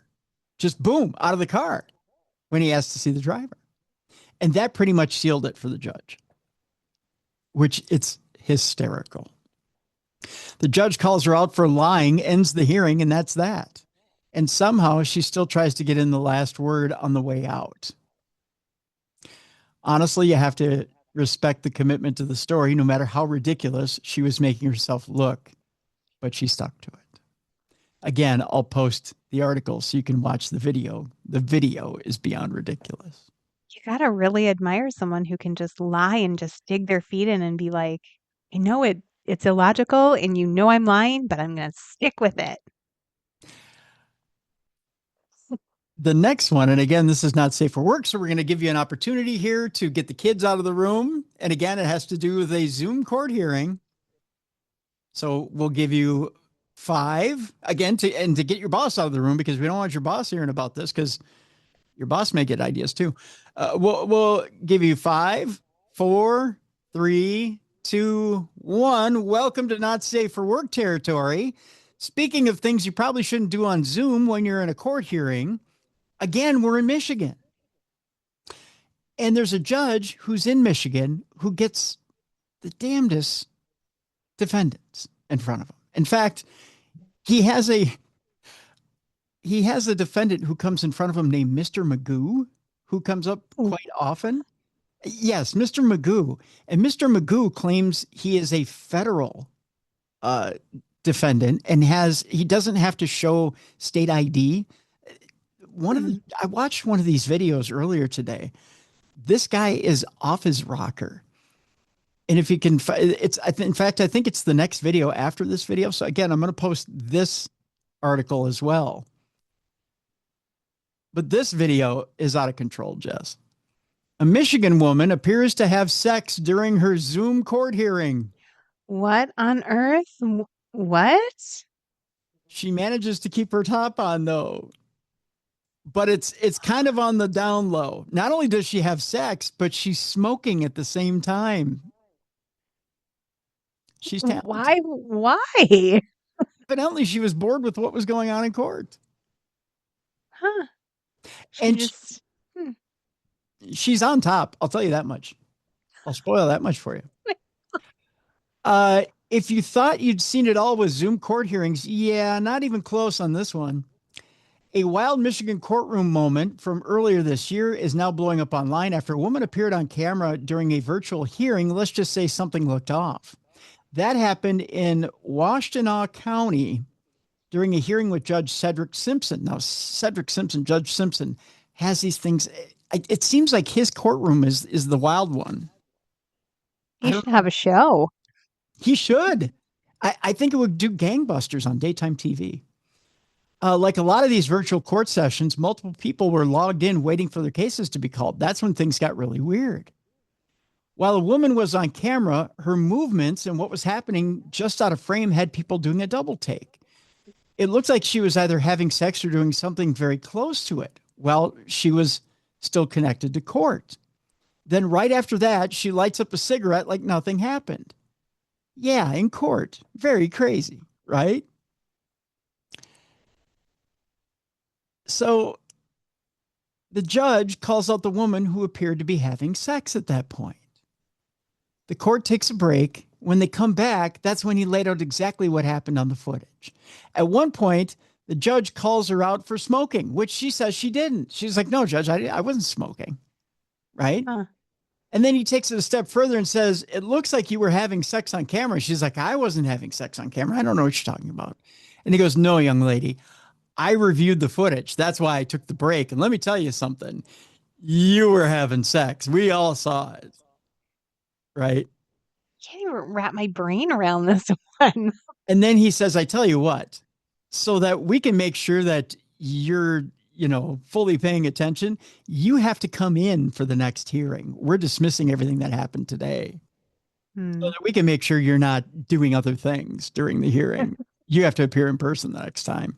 The woman denies that anything inappropriate happened, but honestly, the video kind of speaks for itself.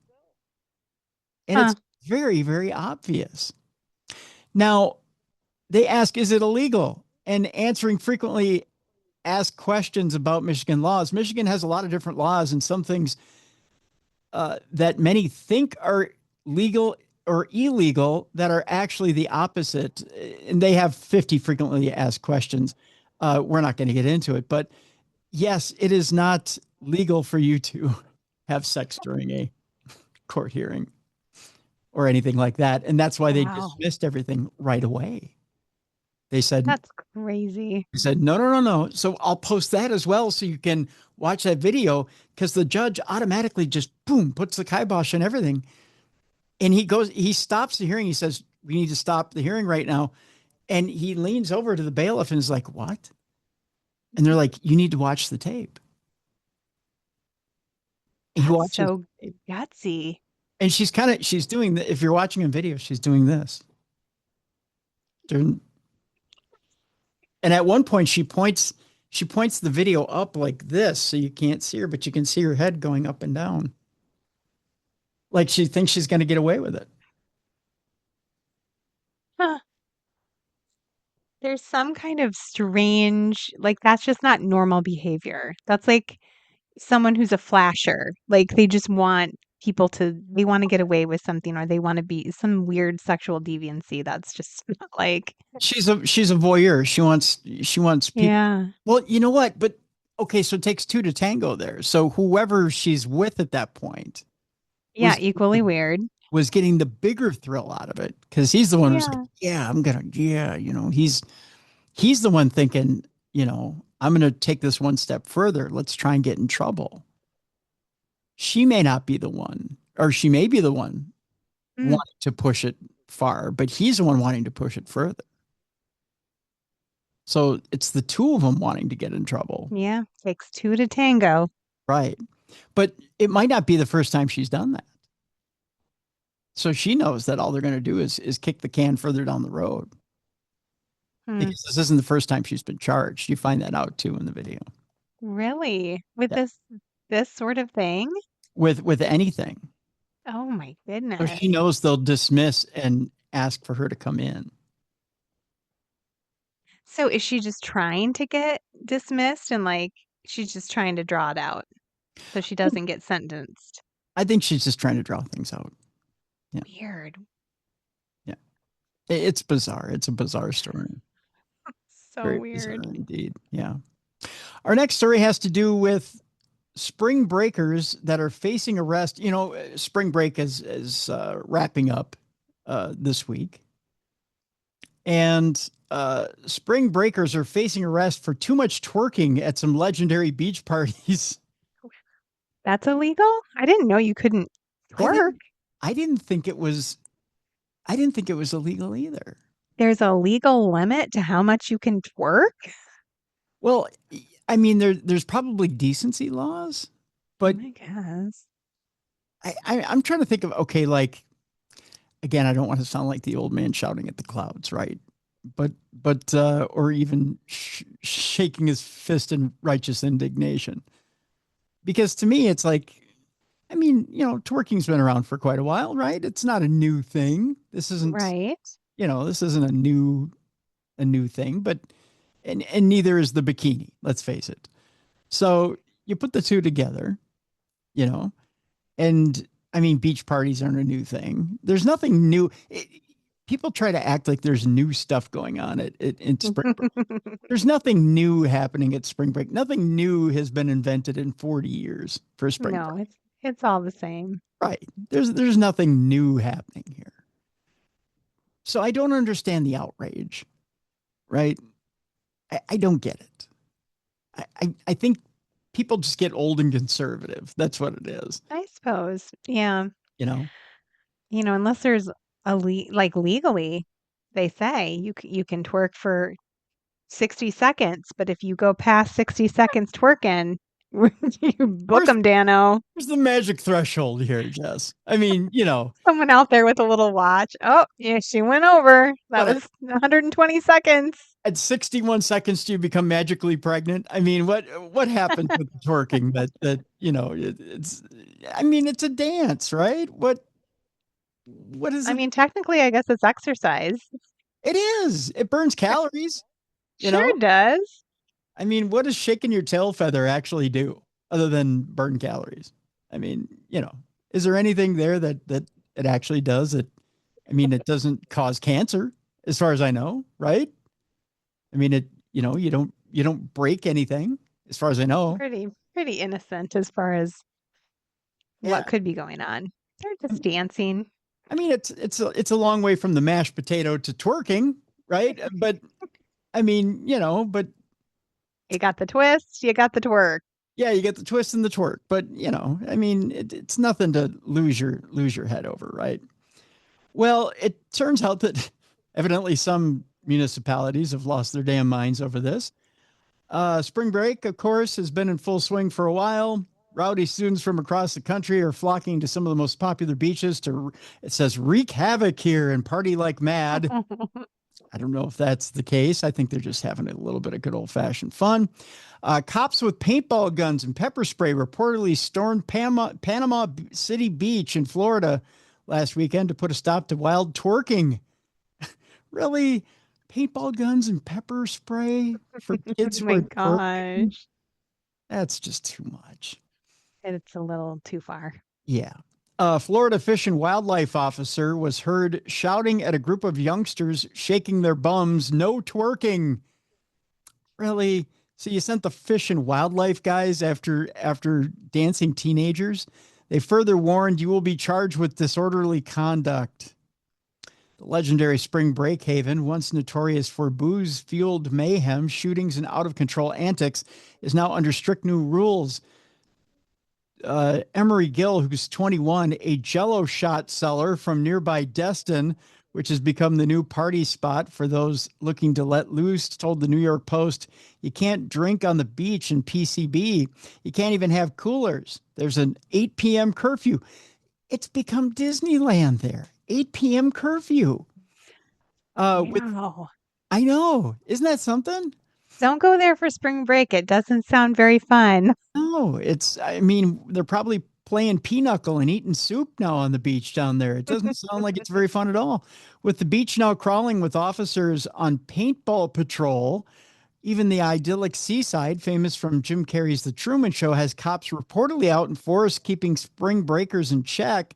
Kevin Boyle, general manager of the Seaside Community Development Corporation, said 5 years ago, spring break was absolutely crazy. But what we did was create this curfew and a campaign with the hashtag Come Get Your Kids to encourage parents to keep track of their unaccompanied minors. In another popular area during spring break, Okaloosa County deputies have slapped nearly 300 warnings on partygoers for everything from underage drinking to public mischief. Bay County Sheriff Tommy Ford reportedly blamed recent chaos involving shootings on two things. When you have thousands of people showing up in one place, there are some with guns. There are gangbangers, he says. And you have crowd dynamics where someone pulls out a gun and it causes a stampede. Ford further acknowledged the twerking incident. He says it is not inherently against the law unless it becomes lewd or there is a noise ordinance complaint.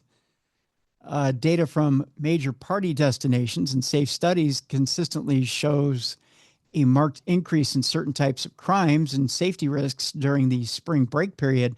The surge in offenses is linked to boozing and the influx of large crowds in unfamiliar cities. Alcohol-related offenses are by far the most common, with police frequently reporting spikes in drink driving or DUI, public intoxication, and underage drinking. Many areas respond by increasing DUI checkpoints specifically for the season. I get that. But I mean, really violent crimes, I don't think probably go up by that much.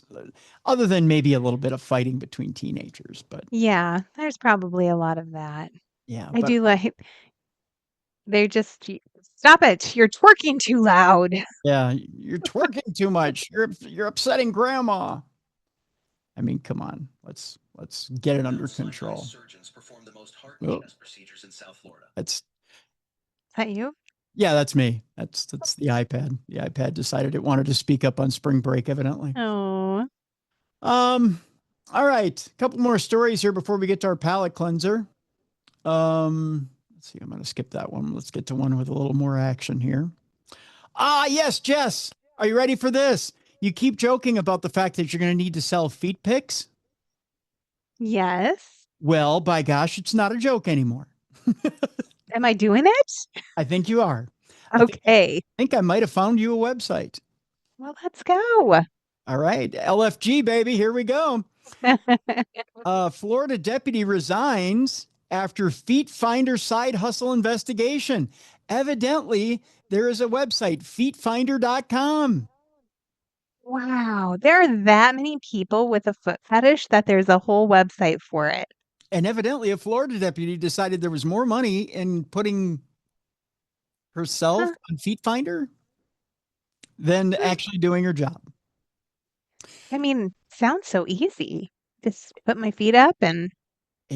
Putting your feet up, exactly. Putting your feet up and making that money. That's right, girl. Let me read you the story, and then you can decide for yourself. Okay. Writing books, putting your feet on Feet Finder. I mean, I think I could do both at the same time. I think so, probably.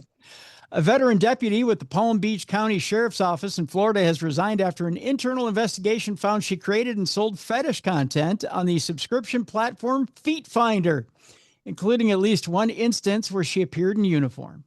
Oh, look at that. Ooh. She crossed the streams. Yeah, you don't want to do that. According to investigative findings obtained by a CBS 12, Deputy Brandy Tenlin, who had more than 2 decades of service and was assigned to courthouse duty, operated an account featuring hundreds of images and dozens of videos centered on foot-related content. There you go, Jess. See? You too can make millions of dollars. Sounds like a viable option, honestly. Yeah. So what would your Feet Finder name be? Furry feet, because I have hair on my toes. Furry foot fetish. How about that? Furry foot fetish 555. Because there's probably more than one, so you got to have like the little number after it. You mean I have some competition out there? You probably do. Authorities said the material ranged from non-explicit imagery to sexually suggestive scenarios. Oh, so you're gonna have to spice it up a little bit, kid. Wow. Yeah. I don't know what I would do that would be sexual with my toes. Oh, you might have to get a partner to suck on them for I guess I'm gonna have to. Yeah. Can't go solo. Yeah. I could suck on my own toes. Well, if you're into that kind of thing, I guess. Whatever you got to do to make the buck. I'm just saying. In at least one video, Tenlin wore parts of her official uniform while referencing her role in law enforcement. Well, that gets a whole nother level of fetish because I'm sure there are guys out there who are just like, that gets them going. Maybe you could do the bookworm thing, the glasses and The little librarian look. yeah, a little pen Yeah. in the mouth and, Oh, my little toes sticking out there with the little hair on them. Yeah. Yeah. Look With at the these little hairy hair on. toes. Look at these hairy toes, boys. There you go. See? Let me read you a book. Let me read to you why you take care of the librarian. Quiet, please. Or can you make me be loud? I don't know. Weird. I don't know why I got weird with that. The case began in July of 2025 after colleagues reported concerns about Tenlin's alleged online activity. What started as a preliminary inquiry escalated into a full internal affairs investigation, which uncovered that the account generated approximately, are you ready for this, Jess? How much? $6,000 over a 16-month period. I mean, that's good spending money. Hey.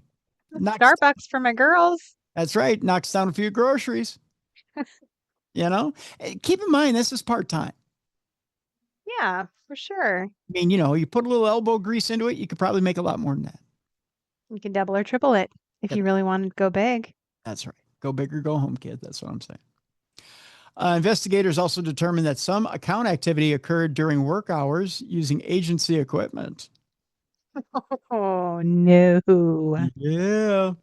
Feet Finder, the platform at the center of the investigation, markets itself as a subscription-based site for buying and selling foot-focused content.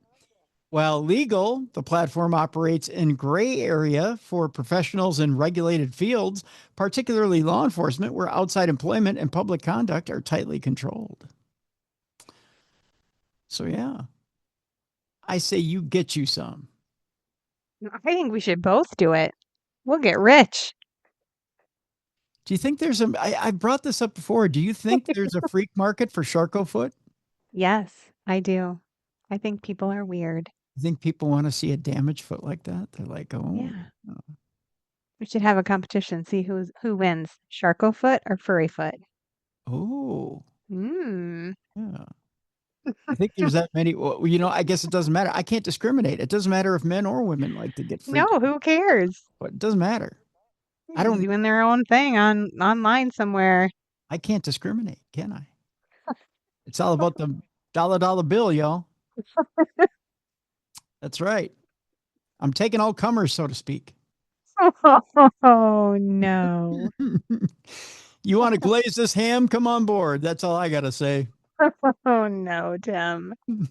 Oh, you just made it really gross. We're in not safe for work, right? I liked it better when I didn't think about what people were doing as they looked at my furry toes. Jess, you got to deal with all the consequences in order to make. I just like to think they're sitting there eating a ham sandwich or something. They're not doing anything gross. Eating a ham sandwich. Yeah, that's what they're doing, Jess. Yeah. They're just like, oh, that's an interesting follicle she's got. Oh, look at that. That could develop. It's all interested podiatrists that are watching. Yeah. It's all for medical study. It's study. Yes, it's research, Tim. The podiatrist is going, that follicle could end up being a problem one day. I mean, it's for the children, honestly. It's for the children. Yes. There's starving kids in Africa that don't have anything to eat that are looking at your toes. Mm-hmm. Oh, gosh. Glad you can sleep at night, my friend, with that. Speaking of being able to sleep at night, are you ready for the next story? Mm-hmm. A man accused of exposing himself at a Lake of the Ozarks bar allegedly ran away after police used a stun gun. Hey, ooh, like a naked shock to get a guy going in the morning. Again, we go to Lake of the Ozarks for this exciting story. Columbia, Missouri is where we're going. A Lake Ozark man has been charged with 2 misdemeanors after he was accused of exposing himself at a Miller County bar on Friday. which we just call Friday night at Lake of the Ozarks. Just another Friday. It's just another Friday night. 38-year-old Jeremy Chorpening, which is an interesting last name, was charged on Saturday with resisting arrest and first-degree sexual misconduct. He was arrested but posted only a $2,000 bond. Guess where I'm partying this weekend? Oh, gosh. Evidently, cheap thrills abound in Lake of the Ozarks.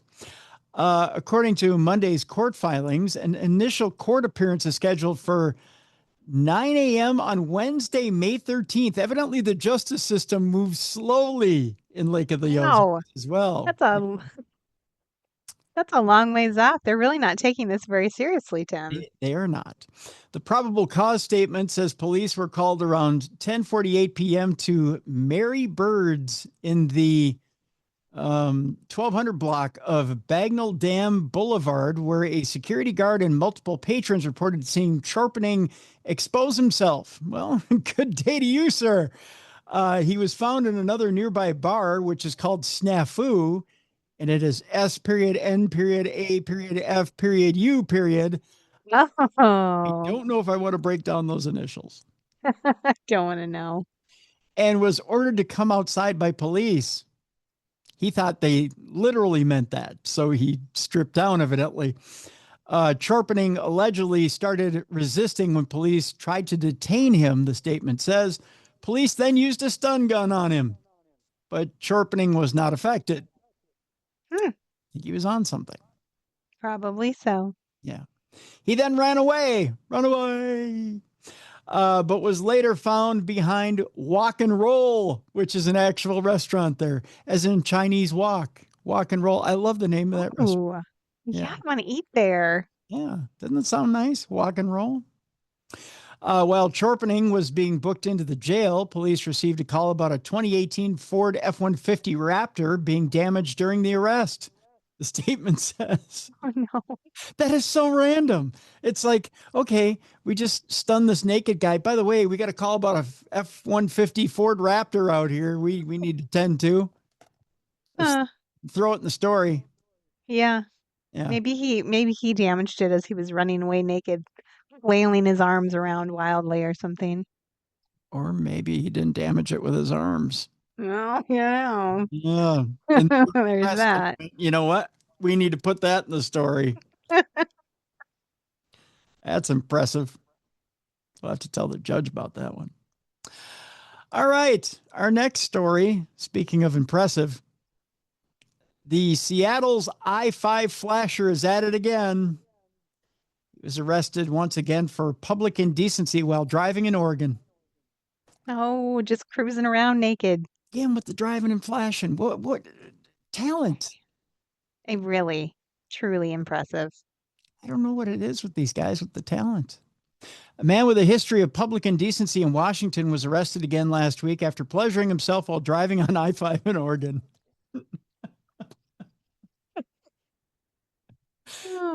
People with the, I have a hard time texting and driving. I don't know how you can. I mean, you shouldn't. That's naughty. But like eating a cheeseburger and drive, like you can't eat a cheeseburger and drive.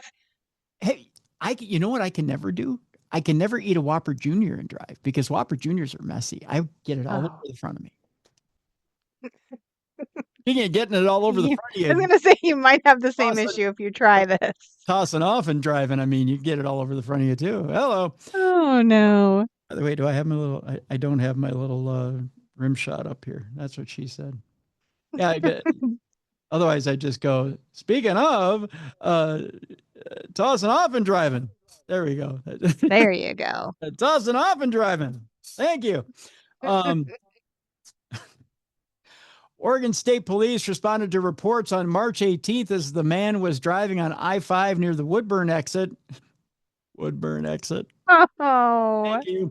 According to the court documents obtained by KATU2, a woman reported that the suspect's vehicle stood out because it displayed a Seattle Seahawks emblem and a University of Washington emblem near the license plate. That's what got her attention. It wasn't the fact that the guy was flogging the dolphin as he was driving. The woman said she drove past the car and saw the man holding a cell phone that had a naked woman on it. That was the other Oh, thing that got his attention or got so he her. was watching porn, Yeah. masturbating, watching porn with his phone in one hand, masturbating with the other hand. How is he driving? I don't know. He's steering. But in the meantime, she was about to drive up to him and go 12, for the Seahawks. But then she recognized that he was busy with something else. I mean, you think you drive with your knee a little bit, but you can't drive with your knee when you're doing that. Well, unless you're talented. Wow. Troopers were informed that the driver, identified as, get this, not only that, but he's a geriatric too. I mean, he's not only that, but he's physically talented. 56-year-old Charles McDonald Porter. Wow, Charles. What a skill to take into your retirement years. He's working out. Yeah. I think he's on that Mars Men or whatever. Oh my goodness. Had driven alongside the woman, rolled down his window, and openly masturbated within her view. So he was like, yeah, go 12. Hey, lady. Yeah, hey, lady. Yep, I'm a Seahawks fan. Trooper later initiated a traffic stop with Porter. Porter consented to a search of his phone. He's like, hey, check this one out. Pretty good, huh? Which led to the trooper to find an image of a naked woman. It didn't take him long. Yeah, probably not. No, right there. Bet you there were plenty. Porter was arraigned on March 19th on a charge of public indecency and posted bail. An additional court hearing is scheduled for Thursday. The charge was upgraded to a felony due to his history of similar crimes, including flashing commuters on I-5 in Washington. Go Seahawks. Washington Department of Corrections spokesperson confirmed that Porter was on probation between May of 2010 and May of 2012 for indecent exposure. At the time of his arrest in 2010 out of Snohomish County, Porter was known in the area as the I-5 flasher. He had a name. Wow. Yeah. He's iconic. He is iconic, yeah. Records also reveal that Porter had additional indecent exposure convictions in Texas in 1999. So he went from go Cowboys to go Seahawks. He's just all over. So what did he go from? He went from the Cuffin' Cowboy to the I-5 Flasher? I mean, he might have had multiple nicknames. And there were probably a few states in between that he just didn't get busted. Probably.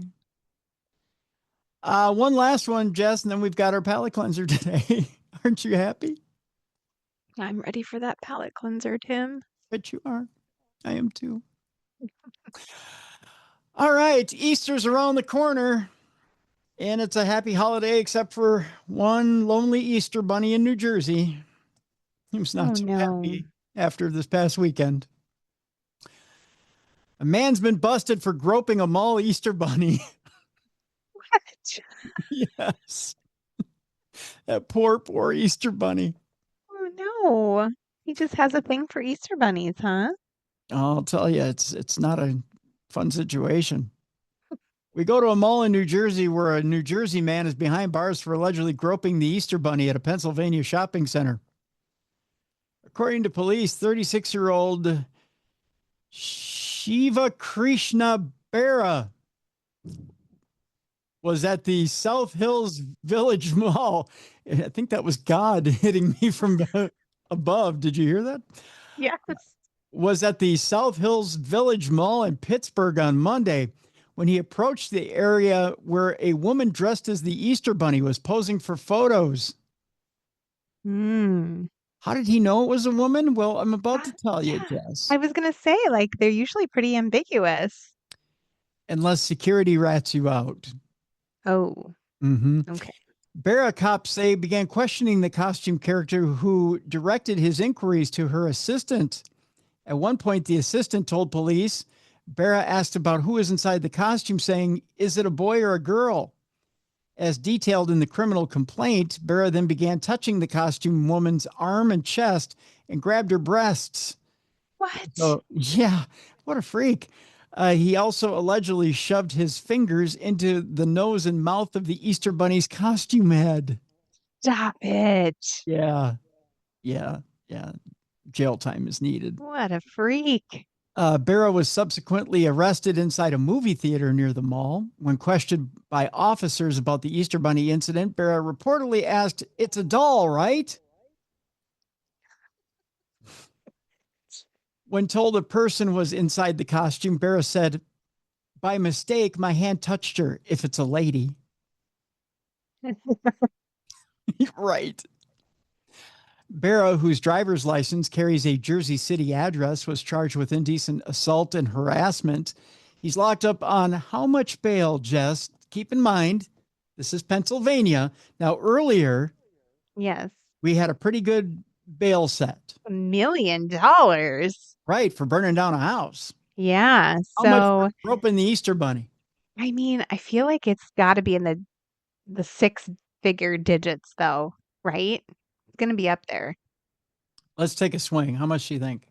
All right. I'm going to say 200,000. Let's go lower. Okay. Shoot. 100,000? Let's go lower. One more. Oh, stop it. 10,000. You're right. $10,000. Those bastards. Don't they care about the Easter Bunny? No, especially if she's a girl. Mr. Barra is locked up on $10,000 bail in advance of an April 2nd preliminary hearing. The mall's Bunny Photo Experience opened. It's a horrible name for this, by the way. Opened up on March 6th and runs until April 4th. Prospective candidates were offered a $100 signing bonus as a seasonal bunny character performer. No amount of groping is worth a $100 bonus. Nope. A hiring notice claimed that the gig was ideal for actors, theater students, and performers who enjoy immersive character work and audience engagement. Better yet, if you know self-defense. There's a little more audience engagement than I think we needed. I would have wanted to seen that Easter Bunny just full on attack that guy. Oh, yeah. Crotch kick. Knock him down. Yeah. It's all over. By far. All right. Today's palate cleanser is a before and after. It literally, we started out with a literal palate cleanser, one that will tickle your taste buds and dazzle your senses. And you may think that this is the perfect person especially if you're a female who's looking to date. Okay. We'll end with something that may dazzle your senses a little too much and get you thinking another way. It's a two-parter today. Here we go. Something that's taken over the internet, Jess. A woman watches her Tinder date turn Olive Garden breadsticks into sandwiches. Is this a green flag or a red? I mean, it's a creative way to eat your breadsticks, so I'm going to go with green. Going with green. All right. Sure. Let me tell you what exactly is going on here. A woman's Tinder date went viral after turning Olive Garden's unlimited breadsticks and salad into a DIY sandwich. I think it's creative. Pretty creative, huh? Maddie B's clip from March 19th of 2026 racked up recently nearly 7 million views. And for the most part, TikTok advised, girl, get involved with that. Really? Yeah, they're saying that's pretty darn creative. Apparently, if your date can max out an unlimited breadstick and salad deal like a genius, it's a green flag. The clip irritated commenters who are jealous that they didn't come up with the Olive Garden breadstick salad sandwich idea themselves. Others, grateful for the tip and hoping that Maddie B's date has more tricks up their sleeve, suggested restaurants for the couple's second date. Here is what that sandwich looks like, Jess. Right there. Take a look. Yeah, I'd eat that. Yeah. Like a little tiny baby Subway. Not only that, but you just pay for the unlimited breadsticks and salad, and that's it. Yeah, you're good to go. A little bit of water and your cheap date, right? Here is what they're suggesting. Olive Garden's unlimited soup, salad, and breadstick deal is available to adult dining customers as long as they're still eating. Each salad is made fresh, and each breadstick refill comes one per person per round. For the restaurant, it's a great way to get people in the door, and most diners order entrees without eating enough complimentary items to make it unprofitable. But we'll see what happens now that Maddie B's date broke the Olive Garden breadstick salad sandwich on TikTok. Yeah, they're going to have a problem on their hands. That's right. Maddie B narrated as her date assembled an Olive Garden salad breadstick sandwich. She said, okay, a tomato, little crouton, and some onion, she said. The TikTok creator explained in an on-screen text, POV, at Olive Garden, and my Tinder date started doing this, right? And then built the little Olive Garden. You know what, Aim? I may post this article so you can see what exactly they're doing. It's pretty ingenious. It's kind of cute. Yeah. So it says here, was Maddie B's date's Olive Garden hack a red flag or a green one? Commenters weighed in with overwhelming support for Team Breadstick Sammy. At With Love Lex commented, girl, get involved with that.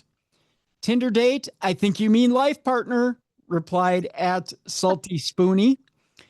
Olive Garden Pro at Crystalani agreed, saying, as a former Olive Garden server of 4 years, fucking legit, immediate second date. Commenters suggested that the couple take it to Texas Roadhouse for their second date. Now take them to Texas Roadhouse. I need some ideas, wrote at Not Kristen 79. Brilliant. Nice. Now I'm thinking Texas Roadhouse. What do you do? Because all you get is the rolls with the cinnamon butter, which, by the way, a meal in itself. That's all I need, Tim.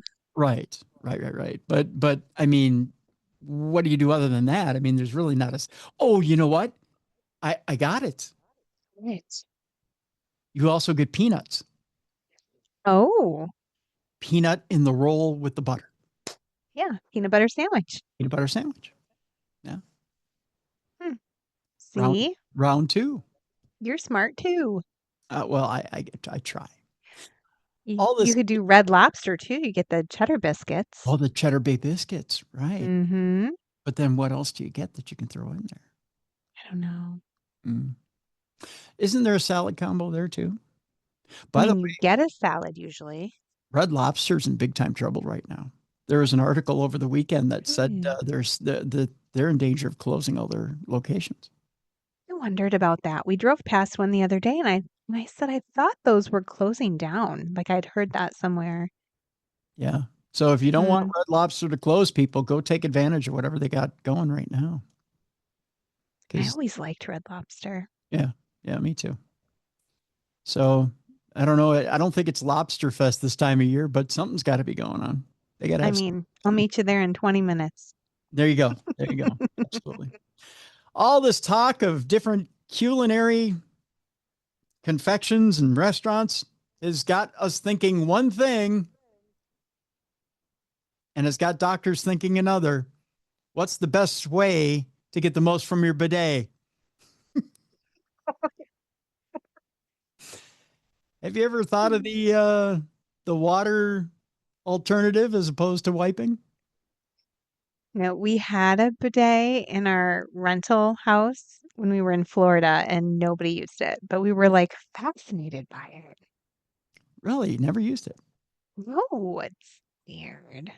I've been told once you go bidet, you never. What's a good rhyme scheme here? Once you go bidet, you never go away. There you go. Yeah. But then don't you have to wipe anyway? You're going to be all wet. You got to dry it off. You just air dry. Huh. Supposedly not. Once considered an oddity in American homes, bidets are now becoming increasingly common as more people seek a hygienic and sustainable alternative to toilet paper or hand managing certain physical conditions. Okay. Hand managing certain physical conditions. I just grossed myself out. Your face. It says here that toilet paper shortages during the COVID-19 pandemic helped demystify the devices for U.S. consumers, although Italy, Japan, and some other countries where bidets are standard bathroom features also saw runs on TP as well. So evidently they're not even satisfied with bidets. So if you have a bidet, you literally don't even need toilet paper. No, you don't. Like, never. environmental awareness, less expensive bidet options, and the development of smart toilets that perform multiple functions. Oh, have you ever sat on a smart Japanese toilet before, Jess? No. It'll change your life. Really? What Mm. does it do? Everything. I may marry one next year. Intern Yoko has some competition. Oh, it's not even close at this point. But the smart toilets that perform multiple functions have given further momentum to the idea of of rinsing instead of wiping. I rise a little bit when I sit on a smart toilet. I'm not going to lie. Bidets have even earned a moment in the national spotlight last month when Zoran Mondani, New York City's new mayor, said he hoped to have them installed in the bathrooms of Gracie Mansion, which is the Manhattan home that serves as the official residence of the city's chief executive. Medical professionals sometimes recommend bidets for patients with hemorrhoids in recovery from surgery or who have limited mobility due to age or disabilities. But experts say bidets are not best for everyone and need to be used properly to prevent other problems. There's some different things you need to consider as well. It says bidets are for every budget. Bidets use a jet of water to clean the genitals and the genitals, as I've been drinking on the job, and the anal area after someone goes to the bathroom. They originally existed mainly as a standalone feature separate from toilets. These days, the options include toilet seat attachment and handheld versions that resemble detachable shower heads. Many of the latest smart toilets come with integrated bidets and feature, get this, Jess, heated seats and adjustable water pressure and air dryers. Wow. Smart toilets are the best. I mean, there's just so much going on down there. It really is, but it's so good. I feel like it would just make the whole process take longer. Maybe. I mean, but you got to be good to your starfish. Who has time for that? Well, if you have time to do your nails, you got time to, Thoroughly clean your starfish. That's right. Thoroughly clean your starfish. Just a little bit about proper bidet etiquette, it says here. Bidet converts tend to rave about how much cleaner the appliances leave them feeling, believe it or not, as opposed to toilet paper. People say they feel cleaner and fresher. Well, I mean, you would be cleaner. You wouldn't have a dingleberry. I mean, nothing's getting left behind when you got water spraying up your butt. I don't know why that left me laughing harder than anything we've read today, but it did. It says, since all toileting activity involves delicate body parts and bacteria, experts stress that correct bidet use is required to make the activity as sanitary as possible. When using standalone bidets and ones installed on toilets, it's best, especially for women, to turn on the faucet while facing the controls so the washing is done from front to back. That's true, because if you blow the stuff from the back to the front, you could get a infection. Right. You can't wipe from back to front. That's right. Here's my other question, Tim, as I ponder this. Mm-hmm. If you're using a public bathroom and it has a bidet, right, it's squirting water, then don't the particles that come off of your starfish fall into the nozzle of the bidet? And then I go use it and it's going to have particles from you squirting up in the water at me. No, because the nozzle is literally under, I think under this, if I remember right, it's under the seat and depending on where it is, it's under this, up and under the seat. So it's shadowed or sheltered. So it's not, Yeah. it's got a splash guard. Okay. Does it clean off everything? I just feel like somehow other people's poop particles would get into my delicate regions. No. And there aren't bidets in most public restrooms. But I mean, like, say if they did that like at the Gracie Mansion Yeah, like in New York, they would have to have the cleaning staff clean the nozzle. after every person. Well, not after every person, but I mean, they'd have to clean it multiple times a day. We should invent little robots that clean the nozzles. Oh, We could be yeah. rich. That's right. Yeah. That's right. Little bidet maids. You know what? I bet you there's a little thing in this article that talks about how they do that. It says as far as keeping yourself clean down there, that after washing, pat dry with toilet paper and a dedicated cotton towel to remove any remaining stool or prevent yeast infections too. That's the other part of proper bidet maintenance. Just a little helpful. Some of the benefits of bidets, by the way, according to a urogynecologist in Houston, that it showed that a bidet leaves less bacteria on a user's hand compared to toilet paper. There's that. So there would be less on a nozzle as well, I would think. Yeah. Yeah. However, doctors who are in favor of bidets think the devices are less harsh on sensitive skin than toilet paper. The texture of toilet paper can cause irritation and itching, while the gentle water stream of a bidet is less abrasive and healthier for the skin. Bidets, therefore, may benefit people with chronic diarrhea or other conditions that necessitate a lot of wiping, as well as those that are prone to urinary tract infections, according to medical experts. They may also help relieve discomfort from hemorrhoids, fistulas, and anal fissures, which, by the way, is the name of my new album, Hemorrhoids, Fistulas, and Anal Fissures.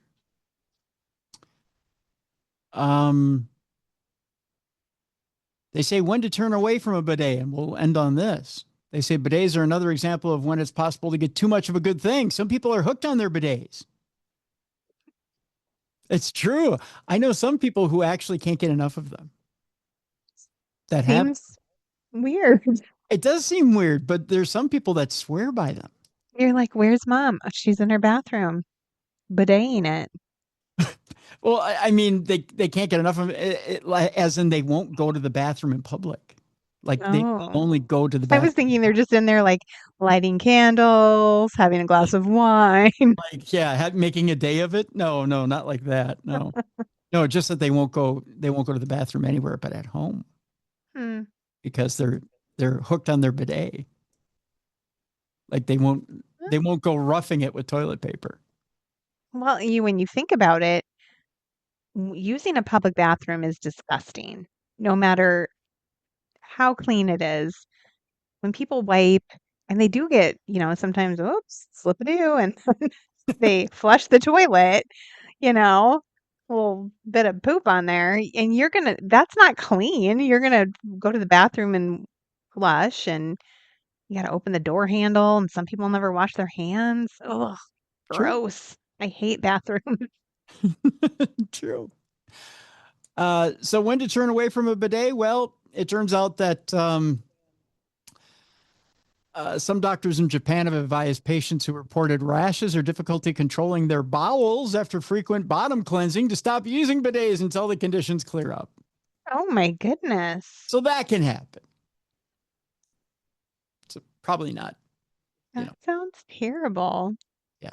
So maybe too much of a good thing.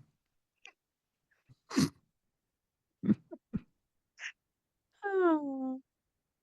So with that little bit of a shitty situation, we'll wrap up that bit of a palate cleanser. And we'll ask Jess, what do you got going on this weekend? Oh gosh, this week, just laying low lately, Tim. Just laying kind of low. Yeah, I don't blame you. Writing some books, hanging out with the fam. Yeah. Installing. No events to speak of right now. Yeah. No, not installing. Installing a bidet. Installing a bidet and getting Feet Finder profile set up this week. It's going to be a lot of videos of me washing my toes in the bidet. Oh, very good. Yeah. Well, two birds, one stone. Exactly. Yeah, of course. I'll pretty much be doing the same. Be seeing how much money I can make with that busted up Charco foot. And then we're going to go to Red Lobster. And we'll go to Red Lobster with the proceeds. That's right. That's right. Keep Red Lobster in business. Trying to see what kind of Sammys we can make out of Cheddar Bay biscuits. Yeah. Maybe we could do some foot pictures at Red Lobster. Oh, yeah. Yes. Yeah. Feeding each other biscuits with our feet. How many corns can we fit in a Cheddar Bay biscuit? Oh, you, no. Oh, Horrible. gross. Anywho. Tomorrow, the big program, Supernatural News with Travis Thorpe. And then Thursday, we're talking about, are you ready for this, Jess? Yes. A preacher who has had near-death experiences, not just one, but many. Interesting. Yeah. What happens when a woman of God has had experiences with God? Ooh. Yeah. That coming up on the program on Thursday. Gonna be a good one. Yeah. So that, and people are like, Tim, what's up with God lately? I'm dying, people. No, I'm kidding. No, just Take that back. No, I do take that back. I just figured I'd throw in a more before we leave today. So that'll do it for today, folks. Thank you so much for continuing to listen and watch the program. Thank you so much for that. If you want to support the program, by the way, there is True Crime Tuesday swag in the store right now, darknessradioshow.com in the shop. Also, there is Darkness Radio swag there as well. Please go support the program. It's up and available right now. There's a brand new update to the Darkness Radio Apple app. Go get your updates, folks. Go do so right now. All right, that'll do it for Jessica Freeburg. I'm Tim Dennis. Thank you so much for continuing to watch and listen to the best in true crime podcasting. We'll see you tomorrow for Supernatural News. You've been tuned into True Crime Tuesday. For more audio and video archives of True Crime Tuesday, intriguing content, fun events, and cool swag, check out darknessradioshow.com. The executive producer of Darkness Radio is Troy Palmer. If you enjoyed today's show, please make sure you like and subscribe. This videocast is copyrighted for the private use of our audience. Any other use of this videocast, including audio, video, descriptions, or accounts of today's show, is prohibited without the consent of Darkness Radio Management. Thank you for watching. And be sure to join us tomorrow for Supernatural News with Travis Thorpe.